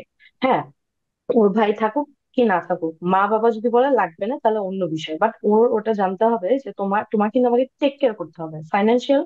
তারপর আমার ডক্টর ভিজিট থাকবে, তখন তুমি আমাকে নিয়ে যাবা, আমার সবকিছু টেক কেয়ার করবা। এই জিনিসটা বাচ্চাদেরকে বলা খুব জরুরি, তাহলেই ওরা বুঝতে পারবে যে ও রেসপন্সিবিলিটিটা তো সেম। হুম। এই যে বাচ্চাগুলো এখন মেয়ে যেগুলো আমি দেখছি যে যেগুলো দেখে দেখে বড় হচ্ছে, বাবা মা কিছু না, ওদের টাকা পয়সা আছে, গোল বানায় ফেলে, এই করে ফেলে, ওই করে ফেলে, একটু ঘুরতে চলে যায়, বাবা মাকে জীবনে এক পয়সা দিবে না, মানে মরে গেলেও দিবে না, আর বাপ মা কেন দিতে হবে? কিন্তু ওরা তোমাকে বড় করছে খালি তোমাকে বসে বসে খাওয়ানোর জন্য, আর তোমার নাতি নাতি তোমার বাচ্চা কাচ্চা হইলে ওগুলাকে পাইলে দিবে। আমার বাবা মা আমার বাচ্চাগুলোকে টেক কেয়ার করতেছে না, তো তো তোমার বাচ্চা তুমি পাবা, তোমাকে তো ফেলে দিছে। তো এই জিনিসটা খুব জরুরি বাচ্চা মানে মেয়েদেরকে শেখানো যে তুমি রেসপন্সিবিলিটি থাকতে হবে সব সময়। আর এটা হচ্ছে কি মানে যদি অপারেশন ফেস করে একটু স্পিক আপ করতে হবে, তাহলে you are doing a favour for the other oppressed women as well. যেমন ধরেন আমি তো প্রিভিলেজ ব্যাকগ্রাউন্ড থেকে আসছি, আমি বুঝলাম যে কারণ আমার বাপ মা অনেক প্রোটেক্টিভ, শ্বশুর বাড়ি অনেক ইয়ে আছে মানে ভালো মানুষ, ওরা কোনো অপারেশন টাইপের বা রান্নাঘরে জোর করে উল্টা বলে যে প্লিজ যাও না, তুমি সব মেস আপ করে ফেলো এরকম একটা অবস্থা। কিন্তু আমরা যদি আর একটু স্পিক আপ করি এইসব অপারেশন হয়ে গেছে যে তোমার ছেলে হচ্ছে না কেন, এই না সেই না, বাচ্চা দুইটা মেয়ে, এই কথা আর আরো 10টা মানুষের একটু হেল্প হবে। তো এই জিনিসটাও আমি চাইবো যে আমার বাচ্চাগুলো যাতে শিখে, যাতে ওরা অপারেশন হয়ে গেছে স্পিক আপ করতে পারে, because silence is not always the best option. Great, nice. বৃষ্টি। আমি আমার বাচ্চাদের ক্ষেত্রে আসলে যেটা সবসময় ওই ফার্স্টেই যেটা বলছিলাম যে নেক্সট ডে শুধু ফিমেল হিসাবে আসলে সোসাইটিতে যেগুলি ফেস করতে হবে সেগুলোর জন্য ওদেরকে প্রিপেয়ার করা, সো দ্যাট ওরা মানে স্ট্রং হয়ে দাঁড়ায় থাকতে পারে ওটার এগেইনস্টে। তো বাকিদের কথাতে আসলে ওগুলি চলে আসছে। আমি আমি চেষ্টা করি যে ওরা যেন ততখানি কনফিডেন্ট হয়। সবচেয়ে বড় কথা আমার কাছে মনে হয় যে মেয়েদের সেলফ রেসপেক্টের জায়গা এইটা বিল্ড করাটা খুব বেশি দরকার, অনেক বেশি দরকার আমাদের সাউথ এশিয়ান কনটেক্সটে। আমি দেখি যে অনেক মেয়ে আসলে বুঝেই না যে এই জায়গাটায় আমার সেলফ রেসপেক্ট থাকা বা ফিল করাটা উচিত ছিল, এই ফিলটাই নাই অনেক মেয়ের মধ্যে আমি দেখি। Right, right. সো ওই উল্টা, উল্টা এক্স্যাক্টলি বৃষ্টি। তুই যেটা বলতেছিস যে সেলফ রেসপেক্ট থাকলে গিলটি ফিল হয় না, যে হাই হাই, মানে আমার, মানে আমার নিজের জন্য খারাপ লাগলো। হ্যাঁ, মানে ওই সেলফ রেসপেক্টের জায়গাটা আমার কাছে মনে হয় যে ইভেন আমার স্ট্রাগলিং টাইমটাতেও আমার সেলফ রেসপেক্ট আমাকে অনেক হেল্প করছে, মানে অ্যাজ আ ফিমেল এটা হিসাবে ইয়া করছে। কারণ মেয়েদের আসলে চারপাশ থেকে যে কথাগুলি আসে যে অ্যাকোমোডেট করে নিলেই তো হয়, মেয়ে মানুষকে একটু অ্যাকোমোডেট করে নিতে হয়, বা মেয়েদেরকে একটু মানিয়ে গুনিয়ে চলতে হয়, এই যে কথাগুলি অ্যাকোমোডেট সবাইকেই করা শেখা উচিত। এমন না যে আমি অ্যারোগ্যান্ট হব যে আমি কারোর সাথে অ্যাকোমোডেট করব না, আমি আমার উপরে কারো কথা চলবে না। বিষয়টা ওরকম না, অ্যাকোমোডেট করাটা একটা ছেলেরও শেখা উচিত, একটা মেয়েরও শেখা উচিত। কিন্তু আমি যেহেতু আমার দুইটাই মেয়ে বাচ্চা, এই জন্য আমি ওদেরকে যেটা শেখানোর চেষ্টা করি যে তুমি হাম্বল হবা, কিন্তু তুমি বোল্ড হবা, বাট তোমাকে চুজ করতে হবে কোন জায়গাটায় কতটুকু হাম্বল হইতে হবে বা অ্যাকোমোডেটিভ হইতে হবে, বা এই অ্যাকোমোডেটিভ হওয়ার লিমিট কতটুকু। এটা লিমিট আছে, এটা লিমিটলেস না, মেয়ে মানুষের ক্ষেত্রে এটা রাইট, লিমিটলেস না। হ্যাঁ, তো রাইট। এই জিনিসটা আমি চেষ্টা করি ওদের মধ্যে দেওয়ার। আর আমার যেহেতু ওই যে মানে আমি দুই মেয়েকে যে ঘরোয়া স্কিলের বিষয় যেটা, আমি সেটাও শেখানোর চেষ্টা করি। এবং আমার যেহেতু ছেলে নাই, মাঝে মাঝে ওদেরকে বলি যে আজকে যদি আমার একটা ছেলে থাকতো, মাঝে মাঝে জানো কি বলতাম, মাঝে মাঝে বলতাম যে ও চা চা বানাবে, আমরা সবাই খাবো। হ্যাঁ, মানে আমার ছেলে নাই, কিন্তু ছেলে থাকলে কি করতাম, মানে ইটস এ ইউনিক জব। এটা এটা একটা স্কিল। আমি আজকে যেমন তোমাদেরকে বলি যে ইস, আমাকে যদি তোরা একটু চা বানায় খাওয়াইতে পারতি, এটা যেমন তোদেরকে বলি, মানে আমার মেয়েদেরকে বলি আর কি আমি এটা, সেরকম আমার ছেলে সন্তান থাকলেও আমি মাঝে মাঝে এভাবে বলতাম যে আমরা আড্ডা দিতাম, ও আমাদের জন্য চা বানিয়ে নিয়ে আসতো, মজা হতো না? মানে এইভাবে জিনিসটা বলি। আর একটা মোস্ট ইম্পর্টেন্টলি যেটা আমি নিজে প্র্যাকটিস করি, সেটা অনেকে শুনলে স্বার্থপর ভাবতে পারে, এই যে মায়েদের একটা ক্যারেক্টার সর্বংসহা, তার কোনো মজার জিনিস খাইতে আহ, মানে তার কোনো মজার জিনিস খাওয়ার ইচ্ছা থাকবে না, ঘরে কিছু রান্নলে তার বলার কোনো অপশন থাকবে না যে আজকে আমার ইচ্ছায় রান্না হবে, বা আমার আজকে কষ্ট লাগতেছে, আমি আজকে এই কাজটা করতে পারবো না। বাচ্চারা হয়তো চাচ্ছে, কিন্তু না, আমি আজকে আজকে এটা সরি আমি পারতেছি না, বিকজ আমার একটু রেস্টের প্রয়োজন। হ্যাঁ, তো এইটা আমি ওদেরকে বোঝানোর চেষ্টা করি যে মা সর্বংসহা না, মা সুপার হিউম্যান। হিউম্যান আমি কখনো নিজেকে ওদের সামনে বলি না যে আমি সুপার হিউম্যান। আমি বলি আমি আমি হিউম্যান বিং, আমার ভুলও হতে পারে, আমি সরিও বলি ওদেরকে। হ্যাঁ, আমি যখন ভুল করি তখন আমি বলি যে হ্যাঁ আমি একটু হয়তো বেশি বলে ফেলছি তোমাদেরকে, বা বেশি বকা দিয়ে ফেলছি, এটা উচিত হয়নি। সো এই ভাইবটা আমি দেওয়ার চেষ্টা করি যে মা বলতে হচ্ছে সব হজম করতে হবে, সব। এবং তোমার ইচ্ছা পছন্দ বলার কোনো স্কোপ থাকবে না, কারণ ফিউচারে তো তারাও মা হবে। হুম, So, হুম, হুম, এই জিনিসগুলো আমি ইয়ে করি। ও যেটা বলতেছিলাম যে ঘরের স্কিল যেগুলি, ঘরের কাজের স্কিল যেগুলি, সেই ক্ষেত্রে কখনো মানে আমার জ্ঞানত আমি কখনোই দুই কিছু ওয়ার্ডিং আমি ইউজ করি নাই। এক হচ্ছে যে তুমি তো মেয়ে মানুষ, তোমাকে এগুলি জানতে হবে, এটা ইউজ রাইট। করি কারণ আমার বাবা মা আমার ক্ষেত্রে ইউজ করে নাই। আর একটা হচ্ছে যে আহ, তোমাকে তো শ্বশুর বাড়িতে এগুলা শিখে যেতে হবে। হ্যাঁ, এই জিনিসগুলি কখনো দিজ আর স্কিল সেট, এই জন্য তোমাকে জানতে হবে। তো তুমি যত জানবা তুমি তত স্মার্ট, এটা একটা। আর স্কিল সেটের ক্ষেত্রে আরেকটু একটা কথা বলি, সেটা হচ্ছে যে এই যে রাইসা বা কাশ্মীর কথা থেকে যেগুলি আসতেছিল যে আহ, আমরা বাইরে যে আহ, একটা মোমেন্ট, একটা ইমার্জেন্সি মোমেন্ট আমরা হ্যান্ডেল করতে পারি কিনা, এটা যেমন একটা মেয়ের জানা প্রয়োজন, আবার এটাও বুঝতে হবে যে ঘরের যে কাজ বা ঘরের যে হ্যান্ডেলিং, এটা কিন্তু ছেলেরা পারে না। তো এটাও হাইলাইটেড হওয়া দরকার যে এই ইমার্জেন্সিটাও তো তারা পারেন। পারবে? পারবে না। আমি যদি এখন বলি যে আমার হাত কেটে গেছে, এই একটু মাছগুলি বেছে দাও, তো পারেই না সেটা, মানে ঘরের। শিখানো হয়নি তাই। হ্যাঁ, তো একটা মানে আমার কথা হচ্ছে যে ছেলে হোক মেয়ে হোক, বাইরের ইমার্জেন্সিটাও যেমন হ্যান্ডেল করতে শেখা উচিত, ঘরের ইমার্জেন্সিটাও উভয়কেই হ্যান্ডেল করতে পারা উচিত। আর আমার লাস্ট একটা এক্সপিরিয়েন্স আমি এটা শেয়ার করি। আমি এটা অনেক জায়গা থেকে শুনছি, অনেক জায়গা। আমার বাচ্চারা যখন আমি বাইরে যে এইটা বলি না, কিন্তু অনেকের অবজারভেশনে আমার বাচ্চারা যখন অন্য বাচ্চাদের চাইতে অনেকটাই ডিসিপ্লিনড, বা লাইফস্টাইলে ডিসিপ্লিন, বা ওদের কাজগুলি সব সব সব গুছানো, তখন আমাকে অনেক জায়গা থেকে শুনতে হয়েছে তোমার তো মেয়ে বাচ্চা, এই জন্য এত সহজ, এই জন্য হচ্ছে মানে অ্যাজ ইফ আমার মেয়ে বাচ্চা আকাশ থেকে পড়েই ডিসিপ্লিনড হয়ে গেছে, কারণ সে মেয়ে বাচ্চা। ছেলে হইলে এত সহজ হতো না, বিষয়টা ছেলে তো না, এই জন্য বুঝো নাই। হ্যাঁ, মানে এখানে মা হিসাবে আমি যে আমার বাচ্চাদের এইরকম একটা আপব্রিঙ্গিং দিছি, এখানে আমার কোনো ক্রেডিট নাই। এখানে আমার ইয়েটা হচ্ছে এটা আমার মেয়ে বাচ্চা, এই জন্য সে আকাশ থেকে পড়ে আমার হাত থেকে পড়ছে, এবং জন্মগতভাবেই সব শিখে গিয়ে হয়েছে। এবং আমার একদম রিসেন্ট একটা এক্সপিরিয়েন্স বলি, আমি একটা প্রোগ্রামে গেছি, আহ, ঢাকা ইউনিভার্সিটিতে হয়েছিল একটা প্রোগ্রাম। পুরা প্রোগ্রামটা একটা জেন্ডার জেন্ডার নিয়ে একটা প্রোগ্রাম ছিল। আমি ওখানে এমনি ইয়ে হিসাবে গেছিলাম, এমনি হচ্ছে দর্শক হিসেবে গেছিলাম আর কি। তো সেখানে আমার কিছু পরিচিত মানুষের সাথে আমার দেখা হলো। আহ, তারা ওখানে কাইন্ড অফ রিসোর্স পার্সন, সব জেন্ডার নিয়ে কথা হবে, মানে আহ, মূলত ফিমেলদেরকে নিয়ে কথা হবে এরকম। তা আমাকে যখন পার্সোনালি জিজ্ঞেস করা হলো বাচ্চাদেরকে কই রেখে আসছেন, তো আমি বললাম যে বাচ্চাদেরকে আমার মায়ের কাছে রেখে আসছি। তো পাশ দিয়ে একজন বলল যে ও আচ্ছা, মায়ের কাছে না। তখন পাশ দিয়ে আরেকজন বলল যে ওনার কিন্তু মেয়ে বাচ্চায়, মানে মেয়ে বাচ্চা এই জন্য আমি রেখে আসতে পারছি, ছেলে বাচ্চা হলে আমি এত সহজে রেখে আসতে পারতাম না। প্রোগ্রামটা একটা জেন্ডার ইস্যু নিয়ে, মেয়েদেরকে নিয়ে একটা প্রোগ্রাম হচ্ছে এখানে, কিন্তু এই যে গতানুগতিক আত্মীয় স্বজন আলাপ আলোচনা হইতেছে, একটা একটা বলে ফেললো, ওরকম না কিন্তু। হ্যাঁ, তো আমি দেখলাম যে এই কেসটা এত বেশি সিরিয়াস। দেখবেন যে ওই যে আহ, বিয়ের সময় দেখবেন, এটা এটা খুব কমন যে ছেলের মাদের অ্যাটিচিউডটা এমন, ছেলে পালতে অনেক কষ্ট হয়েছে কিন্তু মেয়ে পালতে আসলে কষ্ট হয় নাই। হ্যাঁ, তা হুম। আমি আমার মাকে দেখে দেওয়া উচিত, বলবে মেয়ে পালা কি কষ্ট। আমি ওইটা বলতে গেছিলাম যে আমার ভাই বোনদের মধ্যে আমাদের মেয়ে বাচ্চাগুলার সব এত দুষ্ট ছিল, সে তুলনায় মাসাল্লাহ আমার ছেলে এত শান্ত, যে উই এসব হচ্ছে পুরাই বৃষ্টি গোয়েল।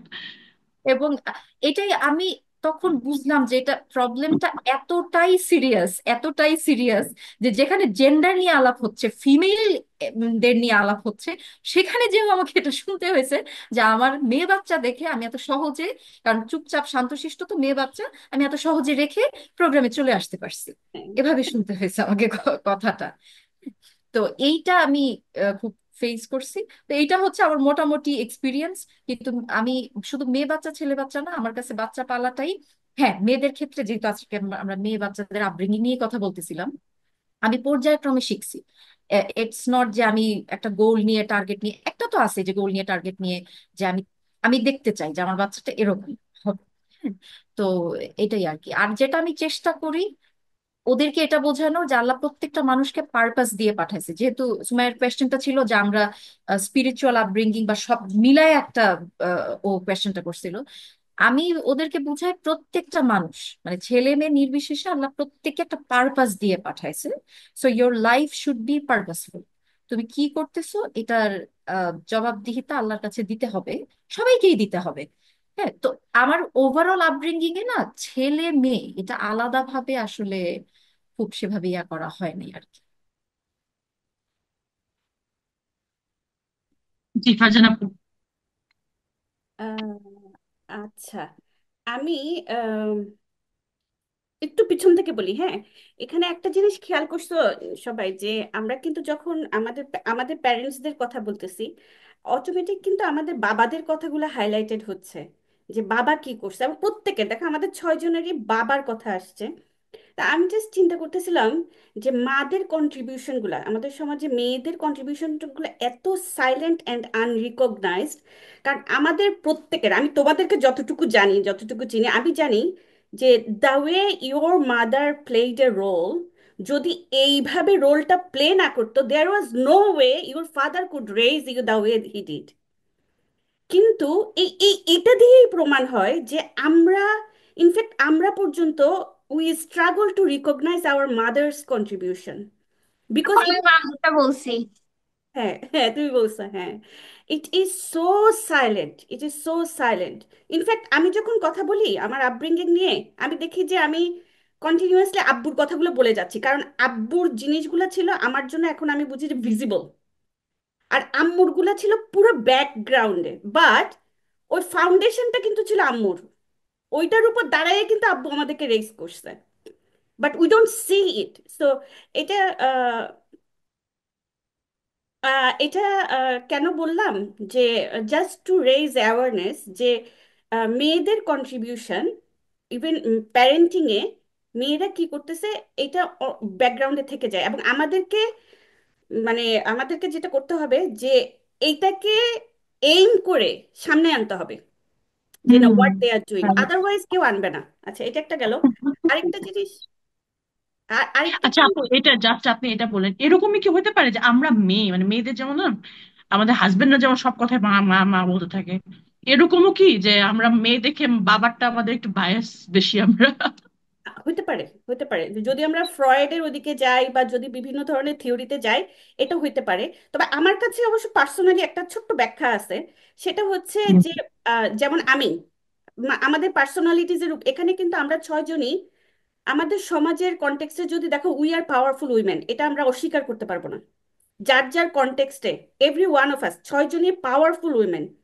তার মানে হচ্ছে আমাদের পার্সোনালিটিতেই এমন কিছু আছে যে আমরা পাওয়ারের দিকে অ্যাট্রাক্ট হই। সোসাইটিতে পাওয়ার হোল্ড করে ছেলেরা, আমাদের হুম। পরিবার বলো, আমাদের আপব্রিঙ্গিং বলো, আমরা সবসময় দেখছি পাওয়ার হোল্ড করতেছে বাবা এবং ছেলেরা। So we are naturally drawn to it. যাতে রাইট। ওইটাও একটা হইতে পারে আমার কাছে মনে হয়। আর আমি একটু করে বলি যে আমি আসলে প্যারেন্টস বলছিলাম আপু, হয়তো ওইভাবে ইয়ে করা হয় না, কিন্তু আমার মায়ের কন্ট্রিবিউশন বেশি, এবং টিল ডেট আমার মায়ের কন্ট্রিবিউশন বেশি। আর আমার ফ্যামিলিতে মাই পাওয়ার হোল্ড করে আর কি। আমরা বাকি 3 জন আমরা হচ্ছে গিয়ে Exactly, লাইক গো বাই। আমরা যারা মাদারাতে পড়ছি, উই অ্যাগ্রি, বিকজ তার আম্মু মাদারাতে টিচার, আমাদের টিচার ছিল। আচ্ছা, ও তুমি আর কাশ্মির হয়ে মানারার থেকে। জি আমিও আপু। ম্যাডাম আমারও টিচার ছিলেন, সায়েন্স সায়েন্স টিচার ছিলেন কাশ্মীর আম্মু আর কি। ও ভেরি স্ট্রং স্ট্রং পার্সোনালিটির একজন মানুষ, মাশাআল্লাহ। সেই তুলনায় মানে কাশ্মীর কিন্তু অনেক মানে সফট, আন্টির তুলনায়, আই গেস। এনিওয়ে, ফারজানা আপু, তাহলে আপনি কনক্লুশন ইনশাআল্লাহ চলে আসি। হ্যাঁ, আমি আহ, আরেকটু বলি সুমেয়া, সরি, আরেকটু পিছনে গিয়ে আরেকটা আরেকটা জিনিস আমার বলার ছিল। সেটা হচ্ছে যে আমরা যখন আইডিয়া অফ ফ্যামিনিটি বলতেছিলাম, যে আমরা কি ম্যান হয়ে যাচ্ছি কিনা আমাদের স্ট্রাগলের মধ্যে, are we becoming some kind of macho things, তখন আমি যেটা চিন্তা করতেছিলাম, দেখো এখানের মধ্যেও আমরা বড় হইতে হইতে কোন জিনিসগুলোকে আমরা মাস্কিউলিন ভাবি, কোন জিনিসগুলোকে আমরা ফ্যামিনিন ভাবি। Bravery, resilience, speaking up, becoming self independent, এই চারোটা জিনিস যেটা কিনা fundamental for someone to become a person, এই চারোটা জিনিস কিন্তু মাস্কিউলিন আমাদের সমাজে। অথচ হুম। তুমি যদি রাসূল সাল্লাল্লাহু আলাইহি ইসলামের সময়ে তাকাও, হাদিসে যাও, লাইক কোরআন, আমি তো কোরআনের দিকে টানলাম না, জাস্ট হাদিসে গেলে এই চারোটা কোয়ালিটি হচ্ছে তুমি, মানে এত এত উদাহরণ মেয়েদের, মহিলা সাহাবাদের, যখন সব ছেলেরা ওদের যুদ্ধে নিজেদেরকে বাঁচাচ্ছে, যখন পাল্টা আক্রমণ হলো, হয় নিজেকে বাঁচাচ্ছে অথবা যুদ্ধ করতে করতে পারতেছে না, রাসূল সাল্লাল্লাহু আলাইহি ওয়াসাল্লাম বলছে যে আমি চারিদিকে দেখতেছিলাম, ওই মহিলা সাহাবাটার নাম, এক্সাক্ট নামটা আমি এখন উল্টাপাল্টা বলবো, আমি ওকে দেখতেছিলাম। কাশফি কিছু বলবে মনে হয়। তো এই যে দেখো, যে আমরা যেগুলা ছেলেমি মনে করি, আমরা যেগুলাকে ইয়া মনে করি, ছেলেদের ইয়া, তারপর এখন আমি চিন্তা করতেছিলাম যে ছোটবেলা থেকে আমার মধ্যে আমার এই চারটা কম বেশি ধরো গ্রো করছে, রাইট? তো তাইলে কি আমি ছেলে হয়ে গেছি? কিন্তু আমাদের সোসাইটিতে আমি কিন্তু বারবার এটাই শুনছি যে ছেলেদের মতো কেন বলতেছো, হ্যাঁ, হ্যাঁ। এটা ছেলেরা করে, ছেলেদের মতো কেন করতেছো, হাব ভাব ছেলেদের মতো, নরম তোমার সরম হাবভাব, না। হ্যাঁ, এই যে হ্যাঁ। তো এই এই এই জিনিসটা আমাদের চিন্তা করা দরকার, কারণ এটা কিন্তু একটা বড় অ্যাকিউজিশন, এটা অনেক বড় রাইট। অ্যাকিউজিশন আমাদের সমাজে। যে মেয়েটাই স্পিক আপ করে তাকে কিন্তু বলে মানে সে যে মেয়ে হইতে পারতেছে না, এরকম একটা ইম্পোজ করা হয়। কিন্তু আমি যখন আমাকে দেখি, আমার মতো মেয়েলি মেয়ে মনে হয় দুনিয়াতে খুব কম আছে। একটা তেলাপোকা ধরবা, চিৎকার করতে করতে আমি 10 মাইল দূরে দৌড় দিব। তো তো এই যে ধরো, I don't think I ever became anything like a man, really, like really. এবং রাইসার ওইটার সাথে আমি এখন একমত করি, ছোটবেলায় একমত করতাম না, যে আই ফিল ভেরি ব্লেসড। এবং এটা এটা একটা, it's a different kind of identity যে আমি একটা মেয়ে, রাইট? আচ্ছা, সরি, রাইট। অনেক বেশি ইয়া নিয়ে আসতেছি, লাস্টের কনক্লুশনে আসি।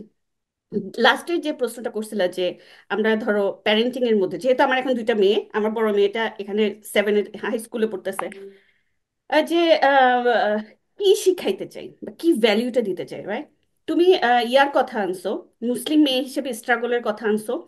আমি আমি না একটা জিনিস, যেহেতু আমি সমাজের অনেকগুলো ফ্রন্টস দেখছি এবং অনেক ফ্যামিলি দেখছি, ডিফারেন্ট কনটেক্সটে ডিফারেন্ট লেয়ার্সে দেখছি, আমি একটা জিনিস খুব বিশ্বাস করি, সেটা হচ্ছে তুমি বাচ্চাকে যদি মুখে বলে বলে কিছু শিখাইতে চাও, বাচ্চা একদম উল্টাটা শিখবে। আমি একদম তোমাকে লিখে দিব এটা, এটা আমি এত বেশি দেখে ফেলছি, রাইট? তো আমি ওদেরকে দিয়ে ধর্ম নিয়ে কখনো কিন্তু মুখে বলে কিছু শিখাইতে চাই না। যেমন রাইট। আমার আমার বড়টাও আল্লাহর রহমতে হিজাব ধরছে নিজে নিজে, বাট আমি আমি খুব ওরা না বুঝে মতো গ্রুমিং করি, যে আহ, গ্রুমিং করে। হ্যাঁ, গ্রুমিংটা কিন্তু ওইটা আমার ইন্টেনশনাল, বিকজ আমি জানি যে যেহেতু ওরা আমার এটা করতে হবে তো আপু, নাইলে তো প্যারেন্টসরা কি আমাকে তো করবে?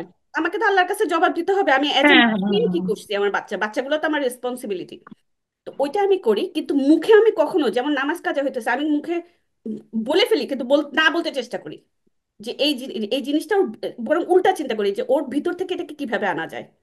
হুম। এটা একটা জিনিস।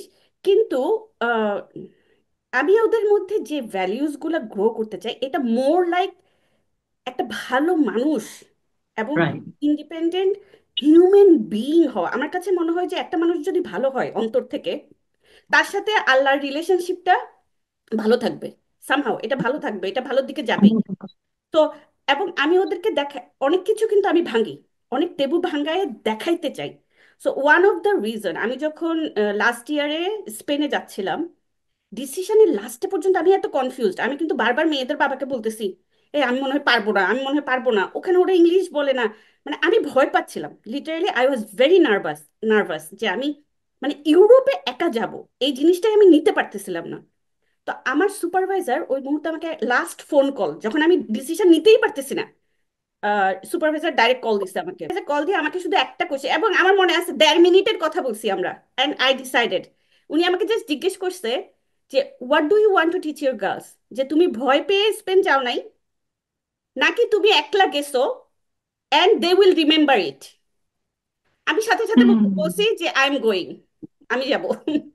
তো এবং আমি এটার ইম্প্যাক্ট ওদের মধ্যে কিন্তু এর পরে দেখছি, এখনো কিন্তু আমি ওদের মধ্যে এটার ইম্প্যাক্ট দেখতেছি। যেমন আমার ছোটটা কিন্তু যখন কোন কোন দেশে যাবে লিস্ট করে, তার মধ্যে কিন্তু স্পেন আছে, কারণ সে এত বেশি এটার মধ্যে দেখছে শুনছে। আর জি। শেষ যেটা, দেখো একদম লাস্টে পরশুদিনের একটা ঘটনা বলি, যে ওদের মধ্যে কি ধরনের মানে ওদেরকে আমি আসলে চেষ্টা করি যে রিয়েল লাইফটা কেমন, এবং মুসলিম হিসেবে মানুষ হিসেবে আমাদের স্ট্রাগল গুলো কেমন, ওরা যেন দেখে দেখে ওদের বয়সেই ওরা যেভাবে যেন বুঝে নেয়। তো এই যে আমেরিকাতে তো এখন আমরা দেখতেছি যে প্যালেস্টাইন নিয়ে অ্যাক্টিভিজমের কারণে অনেকেই সিটিজেন হওয়ার পরও ধরে নিয়ে যাচ্ছে। হুম, হুম, হুম। তো আমি ওদেরকে বসাইছি, আমি বলছি যে আই হ্যাভ ভেরি ইম্পর্টেন্ট, মানে ইম্পর্টেন্ট কথা আছে, তোমাদের সাথে বসতে হবে। এবং অবভিয়াসলি বাচ্চারা যেরকম হয়, একজন গেম খেলতেছে আরেকজন বই পড়তেছে, ওই যে বলো বলো, আমি বলছি না এভাবে আমি বলবো না, আমার সামনে বসো। তো বসায় যখন সিরিয়াসলি বললাম যে এখনো যদিও অস্ট্রেলিয়াতে এরকম কিছু হয় নাই, but it can happen. So তোমরা তোমরা জানো যে তোমাদের মা অ্যাক্টিভিস্ট। সো কি হোয়াট ইউ উইল ডু, যদি আমাকে এভাবে ধরো আমি ইউনিভার্সিটি থেকে আসতেছি, আমাকে রাস্তা থেকে নিয়ে যেতে পারে, হুম, হুম, you will never know where am I, যে ওরা যদি এরকম করে কি করবা।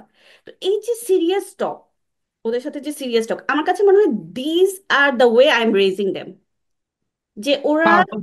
এবং ওরা কিন্তু হার্ড ডিসিশন নিতে হচ্ছে ওদেরকে। আমি কিন্তু বলে দিচ্ছি না তুমি কি করবা, আমি বড়টাকে জিজ্ঞেস করতেছি তুমি কি করবা, ছোটটাকে বলতেছি তুমি কি করবা। So, এক পর্যায়ে তাদের চোখে পানি চলে আসছে যে তারা যখন রিয়েলাইজ করছে যে দিস ক্যান হ্যাপেন, এটা অনেক বিশাল একটা ব্যাপার। এবং আমার তখন মনে হয়েছে জানো যে প্যালেস্টাইনি মারা এগুলোর ভিতর দিয়ে গো থ্রু করতেছে, আর আমি জাস্ট আমার বাচ্চার সাথে কথা বলতেছি, আমি পারতেছি না, আমার আমার গলা ইয়ে হয়ে যাচ্ছে ইমোশনে। যে আমার কাছে তখন মনে হচ্ছে this is so real, like it can happen in Australia and it can happen to me. তো ইয়া, এভাবেই ফেস করতেছি আর কি, বাকিটা তো আল্লাহর উপর। No, that's very powerful, আপু. It's just, you know, ওদেরকে রিয়েল রাখা। মাশাল্লাহ। বৃষ্টি, কিছু বলতে চাচ্ছিলি? বিশেষ করে একটু বলতে চাই, শর্ট তুই বল, তারপর আমরা শেষ করে দিই ইনশাল্লাহ।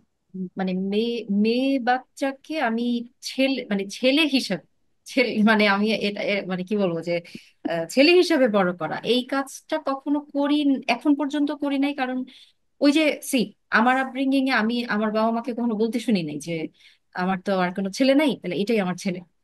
সো এই যে আমার নিজের ফ্যামিলিটি, সেটার মধ্যেই আপু যেটা বলতেছিল যে অ্যাজ আ হিউম্যান বিং অন্যায় হলে আমি সেটার প্রতিবাদ করব, আমি আমার হুম, ভয়েস রেজ করব। এটা তো একটা মানে মানুষের করা উচিত, তাই না? তো এটা হচ্ছে ওই যে এটা হচ্ছে পুরুষরা প্রটেস্ট করবে, প্রতিবাদী হবে, মহিলারা একটু ইয়ে হয়ে থাকবে, বিষয়টা আসলে ওরকম না। তো আমিও হচ্ছে বাচ্চাদের ক্ষেত্রে ওদেরকে আমি যেমন কখনোই বলি নাই যে তোমরাই আমার ছেলে, বা ছেলেদেরকে দেখো তোমাকে এরকম হইতে হবে, এটা যেমন কখনোই বলি নাই, কখনোই না। তুমি মানুষ, হ্যাঁ, তুমি ফিমেল, তোমার কিছু ফেমিনিনিটি থাকবে, এইটাই স্বাভাবিক। এবং এটাকে নার্চার করে একটা মানুষের স্বাভাবিক যে স্ট্রেংথটা থাকতে হয়, কথা বলার ক্ষেত্রে, বোল্ড হওয়ার ক্ষেত্রে, প্রোটেস্ট করার ক্ষেত্রে, অন্যায়ের প্রতিবাদ করার ক্ষেত্রে এটা মানুষ হিসেবে থাকতে হবে। এবং সবচেয়ে মজার বিষয় হচ্ছে যে হয়তো স্কুলে একটা কিছু হইলো, আমাকে তারা অনেক চিন্তা ভাবনা করে কথাটা বলে, কারণ এটা যদি কমপ্লেইন দেওয়ার মতো কিছু হয় আমি সাথে সাথে টিচারকে কমপ্লেইন দিব। So, ঘটনা বলার পরে আম্মু প্লিজ প্লিজ প্লিজ এখন তুমি এটা টিচারকে ইয়ে করো না, মানে তারা জানে যে আম্মু প্রতিবাদী, এই জিনিসটা হয়েছে, হওয়া মানেই হচ্ছে এখন আম্মু ওই কমপ্লেইনটা সবার প্রথমে দিবে, সবার প্রথমে প্রটেস্টটা করবে। সেম হচ্ছে জুলাই আন্দোলনের সময়ও এটা হয়েছে যে আমি যখন ওদের চোখের সামনে দিয়ে বারবার বের হয়ে যাচ্ছি, তখন কিন্তু ওদের কাছে মানে মানে আম্মু চায়ও না যদি কিছু হয়ে যায়, না যেতে হবে, যেতে হবে, কারণ এই ক্রাইসিস মোমেন্টে যে দাঁড়াইতে হবে। সো এইরকম একটা ভাইব দেওয়া আর কি। সো ওভারঅল আমি যেটা বলতে চাইছিলাম যে মানুষ হিসাবে প্রতিবাদী হওয়া, অন্যায়ের আহ, বিরোধিতা করা বা প্রোটেস্ট করা, এইটা ওদেরকেও আমি মুখে যতটা বলে না মানে ইয়ে করে, তার চেয়ে বেশি হচ্ছে আমি নিজে চেষ্টা করি। আর আমি সত্যি কথা বলতে আমি বাই নেচার এটা, আমি ফিমেল বা আমি এখন ফিমেল আমাকে বলতে হবে একটা কিছু বিষয়, এটা সবসময় সেটা না, আমি বাই নেচার সেটা। আমার দুই মেয়ের মধ্যে হচ্ছে বড়টা, ওকে সবাই টমবয় বলে, ছোটটা আবার হচ্ছে একটু সাজগোজ, একটু বেশিক্ষণ আয়নার সামনে থাকা, একটু আহ, চুলের স্টাইল ইয়ে করা, বড়টা আবার এগুলির ধারে কাছে নাই। হ্যাঁ, তো এই যে ডিফারেন্সটা, আমি না দুইটা ডিফারেন্সকেই খুব নার্চার করি। ফাইন, ও ওর মতো, ও ওর মতো, হুম জেন্ডারে তো দুইজনই ফিমেল, তাই না? হুম মেয়ে অনেক স্পোর্টি, অনেক স্পোর্টি, আবার ছোট মেয়ে স্পোর্টি বাট অত না, একটু কম। হ্যাঁ, তো আমার বড় মেয়ে দেখা যাচ্ছে কারাটেতে ওর খুব ভালো পারফরমেন্স, স্পোর্টসে অনেকগুলা মেডেল নিয়ে আসে। So, ও ওই টাইপ, কিন্তু কখনো ওইটা দিয়ে এভাবে বিশ্লেষণ করি না যে ও আচ্ছা তুমি তো ছেলেদের মতো স্ট্রং, এই জন্য তুমি পারো, বিষয়টা কিন্তু সেরকম না আর কি। এক্স্যাক্টলি, মাশাআল্লাহ। তো থ্যাংক ইউ। আমি অ্যাকচুয়ালি সবার কাছ থেকে যেটা পাচ্ছিলাম, এবং ইনফ্যাক্ট আমারও নিজেরা we reciprocate the same thing, এটা বলেই কনক্লুশন করব। আমি জাস্ট দুটো কথা বলে কনক্লুশন করব। এক হচ্ছে যে to be proud of our self, that's all.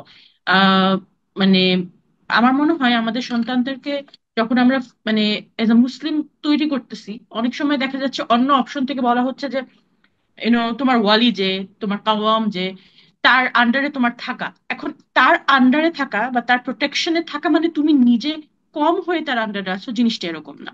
আমাদের ইন্ডিভিজুয়াল ক্যারেক্টারিস্টিক, আমার দায়িত্ব এটা, তোমার দায়িত্ব এটা, উই আর রেসিপ্রোকেটিং ইচ আদার।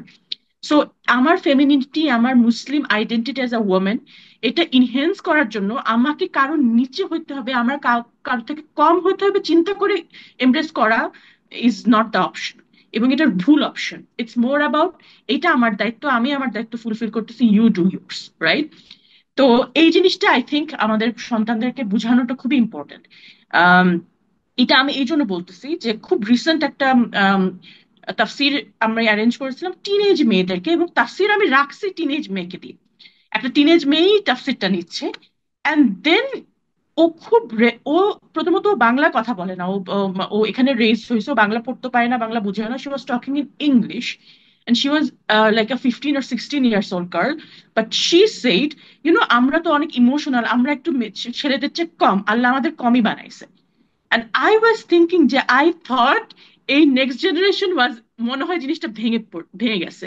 কিন্তু এই যে যখন ও একটা মডার্ন লাইফ থেকে মানে মুভ করে ইসলামিক লাইফে চলে আসতেছে, ওকে এটাই শেখানো হচ্ছে যে তোমার ইসলাম মুসলিম ফিমেল আইডেন্টিটিকে একসেপ্ট করা মানে আমাকে মানে মেয়েদের ছেলেদের চেয়ে একটু কম হিসাবে একসেপ্ট করা। এই যুদ্ধটা আমার কাছে মনে হয় শেষ হয় নাই। আমি যখন আমার টিনেজ মেয়ে, একটা মেয়েকে এই কথাটা বারবার বলতে দেখলাম, আমি রিয়েলাইজ করলাম যে তাহলে এই যুদ্ধটা শেষ হয় নাই। ইউনো, কারণ এখন এটা যেটা খুব বেশি হচ্ছে, আমি অনেক বেশি টিনেজ মেয়েদের সাথে এখানে কাজ করি, যে ওরা হয়তো ওয়েস্টকে ডিনাউন্স করে মুসলিমদের কাছ, মুসলিম রেটরিকটাকে একসেপ্ট করতে যাচ্ছে, কিন্তু একসেপ্ট করতে যে ওরা কিন্তু আবার রাউন্ড হয়ে এই জায়গাটাতেই ব্যাক করতেছে, যেটা নিয়ে আমরা কাজ করতেছি। সো মানে এন্ডিং এ আমার এটাই বলার আছে, আমি সবসময় চেষ্টা করি এটাই বলার, আমার মনে হয় একই মেসেজ থাকে যে a happy mother can create a happy family. Sad mother won't. আমার কনফিডেন্সই আমার বাচ্চার কাছে রেসিপ্রোকেট হবে। এটা যদি আমার ছেলে সন্তান হয়, আমার মেয়ে সন্তান হয়, যেই হোক, তার কাছে আইডিয়াল ফিমেল ক্যারেক্টার আমি হব। আমি আমার নিজেকে যেভাবে ট্রিট করব, আমি আমাকে নিজেকে যেভাবে প্রজেক্ট করব, ও কিন্তু ওইটাকে আইডিয়াল ক্যারেক্টার করবে। এবং আমরা চাই না চাই ও এটাকেই ফলো করবে। সুতরাং আমাকে অ্যাকচুয়ালি সেটা হতে হবে। I have to be confident enough, I have to reciprocate myself, I have to project my confidence so that আমার বাচ্চারা আমাদের দেখে শিখে। সো সবসময় ওয়াসাতের আড্ডার শেষ এটাতেই হয় যে নিজেকে ভালোবাসা, নিজের উপর কাজ করা আমাদেরকে করতে হবে, সো দ্যাট আমাদের পরবর্তী জেনারেশন, আমাদের সন্তানরা আমাদেরকে দেখে এক্সাম্পল দিতে পারে যে this is what we have to be. Not like আমার মারাও করছে তোমারও করতে হবে। No, this is like this is what my mom is and this is how we should be. আল্লাহ আমাদের সেই তৌফিক দিন। থ্যাংক ইউ সো মাচ সবাইকে, আবার দেখা হবে। আসসালামু আলাইকুম।